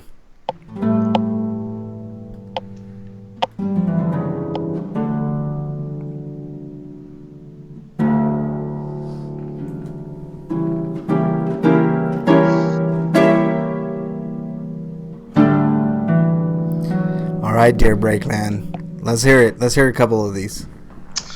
Okay, so starting from our friend at Freak 5 Chaos, who I guess he's not here right now. He sent us, of course, a hashtag I pooped today, and now I'm going to see Godzilla. Okay, I'll take that. Sweet. And Bernie responded with "have fun," and he responded afterwards with "it was awesome, an orgy of monsters." Yes, I I agree. totally still need to see. S1 Oh, and then Bernie responded with "totally." That's funny. That I said "totally," and she responded with "totally." S1 Faka's in chat. I just want to mention that. Okay. All right, he's back. Freak Five is back. He switched to his from his phone to his computer. All right, go ahead. He's back. He's back. The man behind the mask. Okay, I'm sorry. That was just a quick. And then he sent me an article. This is from Freak 5 Chaos. Limited edition PS4 sold to raise money for LGBT charity. Oh my god, I can't say charity. Charity. Yeah. I'm drinking my first beer. I see how you're in fine form this week, Breakman. So there you go. So, limited edition PlayStation 4 theme with LGBT Pride's rainbow flag has been sold up to raise money for charity. Swedish retailer Webhallen, it's Swedish, so Webhallen, sold the console for 28,300 Swedish kroner. Oh, well, however Comes much in around $4,118. That's a lot of fucking money for a PlayStation 4. Yeah, that is. That's a hell of a lot of money for a PlayStation. There's no way in hell I'm paying that much for a PlayStation 4, but okay. All right, what else you got, man? Okay, then we get the first of the Dear Breakman questions. Okay, I like this. This is from at Glitterina723. Mm-hmm. At RPGrinders, Dear Abby. Damn you. I mean, Dear Breakman. Do you think it's okay for women to check out hot dudes while she's with her boyfriend or husband and vice versa? This is a no. You don't do it in front of them. You gotta wait until they turn her back, and then you go ahead. Are you in a monogamous relationship? Is the question I'd ask first. Let's say it God, is. would spoil my fun. Yeah, let's say. Yeah. That's a good question. Yeah. Let's say it is monogamous. Okay, I think it's perfectly okay to check out other people because everybody is human. Or at least I'm human. I don't know about Eric. It could give you ideas. I mean, Well, you got to shop around. Yeah, exactly. no, ideas into reshaping yourself. Yeah. Well, maybe there's just an attractive person out there that looks good. I mean, what are you going to say? What are you going to close your eyes every time an attractive person comes up next to you? I mean, really? It's almost like wearing a Birkin, man. Yeah. There was this movie called The 40-Year-Old Virgin. I don't know if you guys saw that. I love it. But yes. I love that movie too. In the movie, he takes the said virgin, to the bar, one of the guys, and he tries to teach him how to look at a woman like side Side eye. Yeah, give him the side eye. That's one of those techniques that men learn over the years. Yeah. You know? Well, I mean, so we don't get caught staring. You know. If you have Why are you looking at nothing? Right. If you have a mate that is overly jealous, it never works. So, Yeah. I mean, Yeah. but if you have a mate that's not overly jealous, I mean, come on, let's be honest. Yeah, with being overly jealous would probably be a deal breaker. Okay. Yeah. Here's the most honest answer is you need to talk to them, to your girlfriend or boyfriend, and discuss with them what they think is fine. If they find it cheating or offensive Then that you're with them and you're checking out somebody else, then do what I taught you earlier in this conversation. I meant respect their wishes. Yeah, respect their wishes. How about you find a different mate because it'll never work? That'd be more like it. But I have heard like relationships where people like they'll check out other people together, or like the woman will check out other women like and compare them. Yeah. And or guys will check out other guys and compare them, type stuff like that. Yeah. Well, I mean, it depends on who you're with, and honestly. Yeah. I mean, if you have an overbearing, overly jealous person, Freak 5 is kind of right. Like if you're overly jealous, they're probably cheating. They think you're going to cheat because of their guilt. That's most of the time true. There are other situations though, Freak 5. I mean, Like, oh my god, they suspect me of cheating, so they're just looking at other people already because they've given up. There are also those guys that have been guys and women who've been cheated on so many times by different people and stuff that they just assume that comes with every relationship. Thank you for saying that, Breakman. Thank you. Yes, that is definitely true. It happened to me multiple times, and I can tell you, like, that does have an effect on the way that you are in a relationship, but eventually you do have to get over that feeling, because it's not there has to be healthy. Trust in a relationship. Yeah, for sure. Okay, what else you got? There's no trust if you can't sleep at night. I'm just saying. Exactly. All right, Breakman. What else you got? But if the two are you in an asexual relationship, I don't think you have to worry about that at all. Yeah, I agree with that too. There's not much going on in there. Do they even share beds in an asexual relationship, or even a room? I think they do, man. To be honest, they just well, if you're an asexual and you're dating somebody who's sexual, then like they slept separate rooms. Then partners will usually have sex with their partners because that's what that makes them happy. So they'll just wash. Right. Okay. So they share a room in that case. Okay. Yeah. All right. Okay. What else we got? Next comes from Freak 5 Chaos. He sent us a news article. 4 women found dead, 2 still missing. This is a serial killer somewhere in Ohio. I didn't read the article yet, but he tagged, "They're on to you, Breakman. Now we really know why you were late to the show." Hey, I got a question for you guys since you guys live in Ohio. Do you guys have purple water? No. Okay.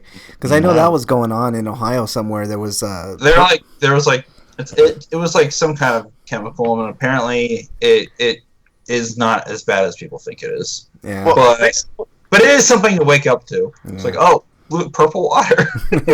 When something weird happens in Ohio, it's usually in Cuyahoga Falls. Cuyahoga Falls. Yeah. Okay. All right. Yeah. Okay. Yeah, the Cleveland area. Every writer says Ohio, no purple water. Okay, I saw a story and there were places in Ohio that had purple. You gotta worry about brown water, especially. Every writer says he lives right by there, so there you go. Yeah, no purple water. Yeah, purple water is not good. Don't drink well water either. You know what I found interesting was the government's response, like the water's okay as long as you dilute it. And I'm like, what the fuck are you going to dilute it with? I mean, Pepto-Bismol. Like, what the that's a good point. What are you going to dilute? Like, how do you no, fuck. Yeah. So that reminds me of homeopathic remedies. Yeah, dilute it. Just when in doubt, dilute it. Everybody says Coke. Yes. I guess, mix it in with some Coke. There you go. I mean, if you want watered down does he purple mean cocaine? Coke. Cocaine. Yeah. Oh, sorry. Yeah. Hey, Coke is water too, so it just has got stuff in it. Yeah. I guess rum. Big Five Mix it with says. rum. You'll turn your rum purple. You'll have purple rum, and then you could remake Purple Rain into purple rum, purple rum. So, anyways, what else you got, Breakman? Oh, this one comes from at Frank Branches. I don't know if you guys know him. He said, I invite anyone on my show, RPGrinders, that wants to debate me on anything from politics and entertainment and everything in between. It's easy to add I on don't know. Twitter. I kind of don't want to let the gates loose and have nutcases just show up. Well, too bad. I already opened that floodgate. Oh, yeah. And I only say that because I responded, I'm going to change my name to Ad Hominem. And he said, I didn't think you've ever called... And then... Sorry. Frank responded with, I didn't think you ever called me an asshole. Wait a minute. Asshole. In which case I responded with, you asshole. You know what was funny? Surrounded by assholes. You know what predicated... Basically begged me to call you an asshole. I mean, Yeah. I can... I ran into that one, Breakman, for sure. But you know why I tweeted that out? I went back and forth with this idiot that we were debating politics, and I'm like, I've said it many times on this show. I'm fucking sick of incrementalism. So if you're in favor, I mean, there are times that incrementalism is like the only viable option, but we should be trying better than incrementalism. We've had nothing but incrementalism for the last 50 years, Eric, and I'm done with it. Like it's time for big time change. You know what I mean? And if the change means us going to a democratic socialism platform as opposed to a fully capitalistic platform, I'm totally down. I'm tired of it. I mean, people are crying about moving to like where Bernie Sanders is on politics, but in all honesty, there is stuff even way more left of Bernie Sanders. You know what I'm saying? Like I heard somebody going around touting like a universal basic income, which means you just get money for nothing.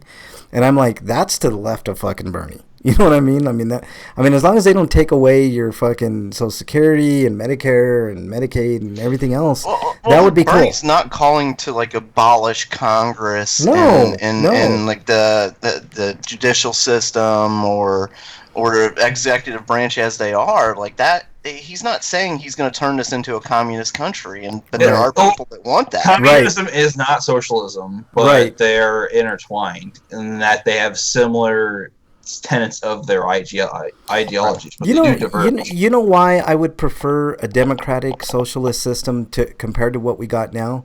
Right now, which, and a lot of people don't understand that's what it would be. An actual socialism. It'd be socialism. Yeah. And actual socialism. Hold on, Eric. Would not be that. Yeah, I agree, Breakman. Totally agree. But here's why. Like, I think we should be democratic socialist in a sense of why not? Because right now we're a society of corporate socialist. We give corporations fucking subsidies like no other.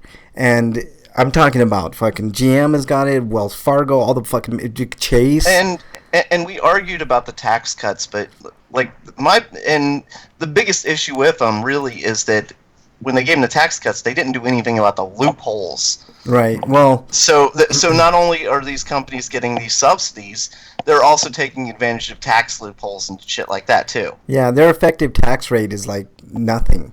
I know. And the ones that are paying any taxes aren't paying that much. So well, yeah. and there were. It's like people that complain about socialism don't understand what socialism is. It's creating social programs, and so that's stuff like your roads and your hospitals and infrastructure is what you're talking about, Eric. But I don't know, man. Like the more and more I look at things, like there's one clear-cut candidate that's right for the times right now. Like back in the day, it was FDR. Oh, yeah, schools especially. That's socialism. Yeah, back in the day, it was FDR, right? He created the Grand New Deal or whatever the fuck it was, and stuff like that. And he didn't get to realize most of the vision. Although there were problems with FDR that I still have to this day, like the racist internment camps, and you know he I don't know. Well, yeah, the problem with like going back with those older generations is you find out there's a lot of problems. Yeah, with them. yeah. I mean, there were good things that were done, but there was still a lot of bad shit that was happening too.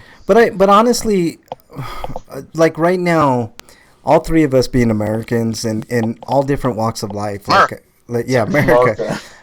I honestly think like it's time for a huge change, not just an incremental, bullshit change with somebody like, I don't know, Elizabeth Warren. She might change a couple of things with the banks, although that's kind of questionable. But I honestly think we need to shake the system to its core. And the only way to do that is to support somebody like Bernie Sanders. I'm not saying everybody go out and vote Bernie Sanders. I'm just saying, like, if we really want something to change, we have to, really think about this next election. And you know what? It's either one of two things. We either buck the system with somebody like Bernie Sanders, or we give Trump another fucking 4 years, because anybody else on that Democratic platform, including that's the problem. Though Democratic, we know the DNC is going to get Biden. We don't know quite yet. I understand. I'm going to let it play out, Breakman. I think I agree with you. I can't trust them at all. We saw what they did with Hillary. Right. I agree with you 100%. They screwed Bernie once, they're going to screw him again. The only thing is, I think this time around, Bernie has, like, the support. Like, he had a lot of support last time. He closed a 60-point gap to, like, within 1%, in the polling. This time around, like, he doesn't have near that gap. Like, I know Biden got in the race and automatically everybody's saying he's the front runner, but if you look at those polls, Breakman, the polls were done by landlines. Who the fuck do you know has a landline? You know what I mean? Like, old people, like people that are going to vote for, like, of course, like the establishment candidates like Joe Biden and Hillary Clinton and those type of people. Those are the most voters, so that's part of the problem. The younger generation doesn't vote as much. No, that's changing this time around, Breakman. I saw a couple of interesting studies that say this is going to be the first time that the millennials will be at the forefront of the voting block. So I don't know. That scares me too. It doesn't scare me. The millennials have brought back measles. So. Yeah, no, I know that, but as far as I don't really trust them with anything either. No, so I don't know. I don't know. Bernie's been polling really fucking well with millennials, man. They're just making me fucking mad. Yeah. Like, they're gonna bring back polio next, and I'm just gonna lose it. And then we'll bring back the bubonic plague and every fucking thing else that's gonna kill us. Correction, the millennial anti-vaxxers. So, anyways, I don't know. Apparently it's like the trend within. Like, I was reading an article, kind of explaining how the millennial parenting lifestyle has kind of led that to be a trend. Yeah. Dungeon says, an iron lung for everyone. Exactly, Dungeon, man. I don't know, man. I agree with you, Breakman. I think they are going to try to screw Bernie again, but I think the momentum is totally on Bernie's side. But they'll fail. Also, this is why I think Bernie is going to win. I'll tell you why I think Bernie is going to win this time around, Breakman, because he doesn't have nearly the gap. I think the gap is like 5 points or something between him and Biden. Like, it's crazy small. Also, Biden is going to tank. He has a long history of tanking when he talks. And that's why he's been in hiding lately, because, like, every time he fucking talks, he says something stupid. And it oh my God, he can't stop himself from saying that one joke about hide your daughters. Yeah. Oh man. Like dude, talk about not getting it. Yeah, and then he like said that he was going to cure cancer. You weren't on when we talked about that earlier. That was my stinko, and I'm like, sorry, what now? Yeah, he said he literally said this. You can look it up, Breakman. He literally said in a speech. Swallow my drink for a okay, go ahead. He literally said he was going to cure cancer, man. I mean, that is one of the most outrageous, stupid things I think I've ever heard a politician say. It was grandstanding. It's never going to happen especially under his watch. He sees who's president, and he said every outlandish fucking thing he could. Yeah. I guess Biden thinks, hey, if I do it too. I'll just do it, Trump. Yeah. Biden is known for plagiarism, so he's known for plagiarism. I mean, I'm just saying. He is a Republican, in my opinion. Joe Biden is a Republican, so if you vote for Joe Biden, you're definitely voting for a fucking Republican. I mean, it's not even close. Like, the things he said about young people, the things he's done to women and girls in particular, like sniffing their hair, is fucking gross and disgusting, and should never fucking happen to anybody, let alone a fucking presidential candidate. He's awful. He voted for the crime bill that's incarcerated people of color en masse, which is... He supports the Hyde Amendment. The Hyde Amendment, which he flip-flopped on. So I tweeted out the other day, I was at Walmart, and there was a bin of flip-flops. And I go, oh, look, the Joe Biden bin, flip-flops. But, whatever. Oh, God. Bernie says... Actually, that does remind me, speaking of what... Actually, never mind. It wasn't what you said. It was what Dungeon Buster said. But he said, an iron lung for everyone. It'll be just like the early 20th century again. He says, a sad thing that states have to legislate vaccines now. Yeah, it's crazy. And one of the few things I didn't see this week was that New York is... They passed a law saying, hey, religious exemptions don't exempt the fucking health of everybody else. Yeah, I agree, and that's the way every state should look at that and follow that. Exactly. And also, churches should be taxed. That's ridiculous that we don't have fucking church taxes. It's fucking crazy. But anyways, because people are abusing the hell out of exemptions. He says there'd be a whole lot less churches that probably exist solely for the purpose of scamming people out of money. Yeah, Bernie just Bidened me, man. She snipped my hair. It'd be a lot harder to be your Peter Popoff or your fucking Joel Osteen. Ugh, yeah, for sure. Yeah, All right, guys. Did you see that video? I guess a couple weeks ago of a reporter confronting one of those big mega. Yes, I saw that. It was awesome, and he was a total jackass.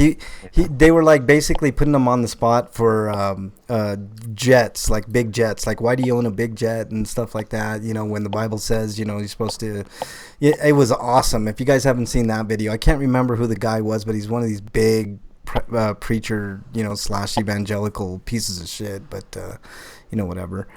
I did see that Breakman. I don't know if you saw the full interview, but it was fantastic. It was really good. But anyways, what are your thoughts on that? But the only problem with that is the same people that listen to those jackasses like televangelists and such like that are people that vote for Trump. You know, so they're the people that believe those people. Yeah, I don't understand. Well, I'm telling you, I don't know how somebody can lie to your face so blatantly and get and you like yeah. I have a big feeling that Bernie's going to win, despite the DNC's best efforts to keep him from winning, Breakman, because not only will Biden tank, but he will split the establishment vote. And I think they're miscalculating that. They think that Biden is their savior, and they're going to save everybody from Bernie, apparently. But I think... I think once Bernie catches Biden, which I think will happen within the next couple of polls, I think it's just all... Here's my campaign slogan. I believe in Twinkies. Yes. Believe in Twinkies. Dungeon Buster's going to start a new religion based on the Twinkie. Yeah. Twinkies are fucking good, man. God damn it, man. Ugh, I'm glad they brought Twinkies back, but they're so bad for you, man. I'm trying to lose a little bit of weight, man, and fuck, man. Twinkies. They didn't bring Twinkies back. They made like 100 different Twinkies. I know, like chocolate Twinkies and fucking banana Twinkies and fucking red, white, and blue Twinkies. Yeah, every time I go in the store, there's like a new version of an old snack. Dungeon says, "Tell them about the Twinkie." I love that, man. One of the greatest movies ever. Yeah. Absolutely. What about the Twinkie? Yeah, and but like you go and get M&Ms now. Like there used to be like M&Ms and peanut M&Ms, and then they had like crispy shit, like vodka. You know what I saw that was interesting? Yeah, jalapeno M&Ms. Yeah, I was gonna say I saw jalapeno M&Ms, and I was like genuinely interested. I'm like, that sounds like it would be good. I don't know. I'll try it. I'll try almost anything except for liver. I can't stand liver. The minute that they come out with liver M&Ms is... Watch them like fart M&Ms. If they ever come out with liver M&Ms, I'm done. That's it. I'm checking out. That's it. Blueberry M&Ms. Yeah, there are crispy M&Ms. Yeah, they're in the blue bag. Yeah, like yeah. every bag is different color. Yep. Like, for M&Ms. Yeah, like the. Yeah. Those are really good, but still the peanut M&Ms. Like I think you got it right when you have peanut M&Ms. You could stop there. Yeah. Just saying. You know what? I'm gonna hold off. But I never see them anymore. I didn't do the what are some of the foods you love this week? Because I didn't think you were going to make it, Breakman, but we'll do that next week. How does that sound, man? Because remember, that's part 2. Like, part 1 was the foods that we hate. I brought up liver. Next week, we're going to do the foods that we love as part of our free-for-all. I'm sure we'll have other free-for-all topics to talk as well. Yeah, Breakman. We've still got more Dear Breakman. Like, I guess we just don't even have time for any of that. 'Cause it's not. Yeah, we'll get to those. I know Bernie had a question that she sent in. We'll do that next week. Yes, those really good questions I want to get to too. Yeah, there's some good stuff in there. I need to. My God, yes. I need to take a closer look at the M&M section at his grocery. Yeah, do that, Dungeon. They have jalapeno ones. They have chocolate. They have a chocolate lovers Reese's now. They've got peanut lovers, so there's even more peanut. Yeah. The M&M or chocolate and spice go together really well. Like jalapenos, I can see going really well. I have jalapeno chocolate bar, but I don't know about M&Ms. I think they would be good. I'm gonna try them. I'll try to find some. Well, I want to know what Wyland thinks. He tried them. Oh, wait a minute. Coffee nut M&Ms are good, and he had the jalapeno ones. Yeah, Wyland, let us know. Why don't they? Jelly Belly jelly beans. Yes. Yeah. Yes. Like how they're like each one's a different flavor, and you can buy them like as an individual flavor, or you can buy like the big packs of like the multi-flavor ones. Why don't they do that with M&Ms? I agree. I totally agree with that. I bet if you went to the M&M store in Vegas, you could do that. Look, Wyland is an authority on M&M store. Wyland. Yeah. Yes, they do, and it's awesome. It's great. Wyland says. Nobody told me this before. Why was I never informed? Technically, it's called the M&M store, but it's really just the Mars candy store. What do you guys think of? What do you guys think of doing grinders? Why was I never told of these things? Yeah. What the fuck, man? Yeah. They have a huge M&M store, all M&Ms. Oh, man. what the hell? Yeah. I was in Vegas. Why was I not told? Dude, it is really cool. There's also the Hershey store. I say next year, guys, we do RP Grinders in Vegas. What do you say? I think we can all make that trip. I think we should do it in the Mars store. Yeah, why not? In the M&M store? Why not? Fuck yeah. Wyland is the authority on this, and he says, I like the jalapeno ones, not as much as the coffee nut ones, but they're good. It would be awesome if Jelly Belly made edibles. Dude, people would get in trouble, Freak 5. I mean, trust me. I think it is the Hershey store, but because I think Hershey's bought Mars at some point, so that's why M&Ms are there. Yeah, Bernie says we need to go to the M&M store when we go to Vegas. Absolutely, we're going to the M&M store. It's fucking fantastic. And so is the Coke store. The Coke store is awesome, too. I bought the draft beer flavored Jelly Bellies just to see how they tasted. Did they taste good? They taste like stale beer, so that was a waste of money. Oh, damn it. Dungeon says M&M's store location Las Vegas, so there you go, man. He even gave you a link. All right, I was never informed of these things. Why? All right, let's do our plugs, Breakman. We got to get out of here, man. I plugged the M&M store in Vegas. What else you got, man? Come on. I plugged the doctors who performed his surgery today. I appreciate that. I'm not giving their names or locations or anything. Just thank you. And at RPGrinders on Twitter, and at what was my other thing? Oh yeah, break_man on Twitter too. All right, Eric, your plug. They have a big yellow bag of M&Ms in the front. Yes, dude, that store is like 3 stories of fucking M&Ms. It's amazing. I've been there. It's fucking cool. You'll love it. You would love it. We should do a show there next year, man, for sure. Would be fun. I would totally do it. All right, Eric, your plugs, please. I already did those. Remember? Oh yeah, you did yours. So let me do mine. Yeah, but I will plug my Twitter account at EricRPG, and that's my profile, and that's where you can find my Patreon. Okay, cool. So that's it. All right. I'm going to plug everybody that was in chat. Let me go down the list here. Angel of Light was in chat, another TV viewer. Apex Pro Community. Freak 5 was in chat. Commander Root was in chat. Cycle Motion, I didn't see you sneak in there, but thanks for joining. Feel the Burn, of course, was in there. Joby Essen was in there. Johnny Woofy, who we know as Wyland. Lead Studio was in there. Lurks was in there. Our good friend Dungeon Buster. Freak. I think I mentioned Freak 5. Yeah, and also Slagar was in there earlier, and a couple other. Every Writer, I don't know if he's still in there, but he was in there as well. He's on Twitter. He's a cool dude. You should follow every writer. So, before we go, Freak says, and just like that, Break becomes pre-diabetic. You just standing in the M&M store, you become diabetic. Freak Pie. What are you talking about, man? I started turning into the Cookie Monster, like M&M. Yeah, exactly. You can follow me on Twitter at Frank Branches. As Breakman said, you can follow the show at RPGrinders. A special plug for Breakman for actually making the show, man. I didn't know you were going through as much as you were going through, dude, and that's a really cool thing for you to show up, and we do appreciate you being here and all that stuff, and hopefully your dad gets a lot better. So, let's see, what else? If I didn't get good news from the doctor, I probably wouldn't have came home, but we got great news, so. Yeah, that's really cool, man. He just needs to, he needs to sleep too, so yeah, it's not rest. Like, oh, hey, it's great, see ya. Yeah, I think that's what you did, man. It was like you need to, like the doctor said, you need to get some rest, just sleep. Yeah. And the nurse said she's gonna try and not wake you when she comes in and checks you overnight, stuff like that. Yeah. Freak Pie says Break would swim through the M&Ms like Scrooge McDuck in his vault. Then they start melting. Yeah, exactly. Well, yeah, with especially, yeah. Well, anyways. Not my mouth, not on my body. Yeah, exactly. Exactly. All right. Thanks everybody for listening. If you're listening on the chat, they just start sticky to you then. That's right. It is pretty funny that they backed away from that sometime, I think, in the 90s, and companies started getting sued for the tagline. Exactly. Melts in your mouth, not in your hand. Yeah.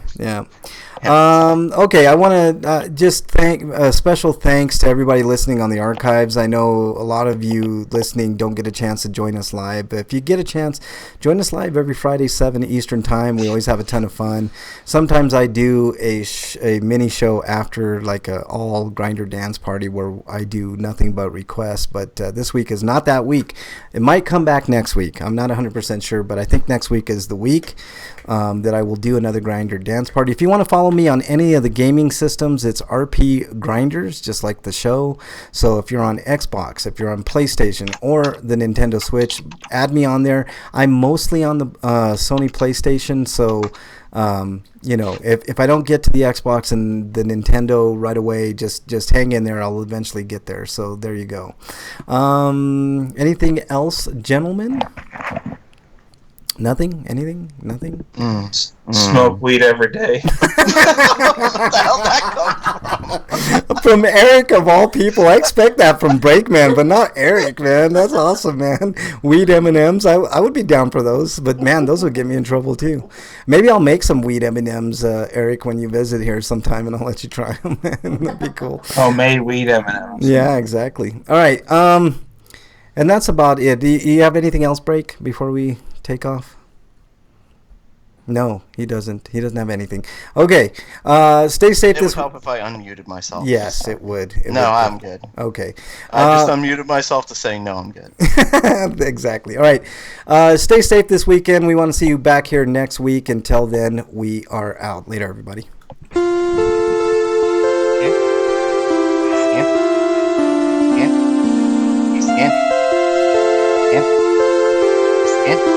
No cowbell. Why do we always gotta interrupt the outro, man? Some bullshit right there.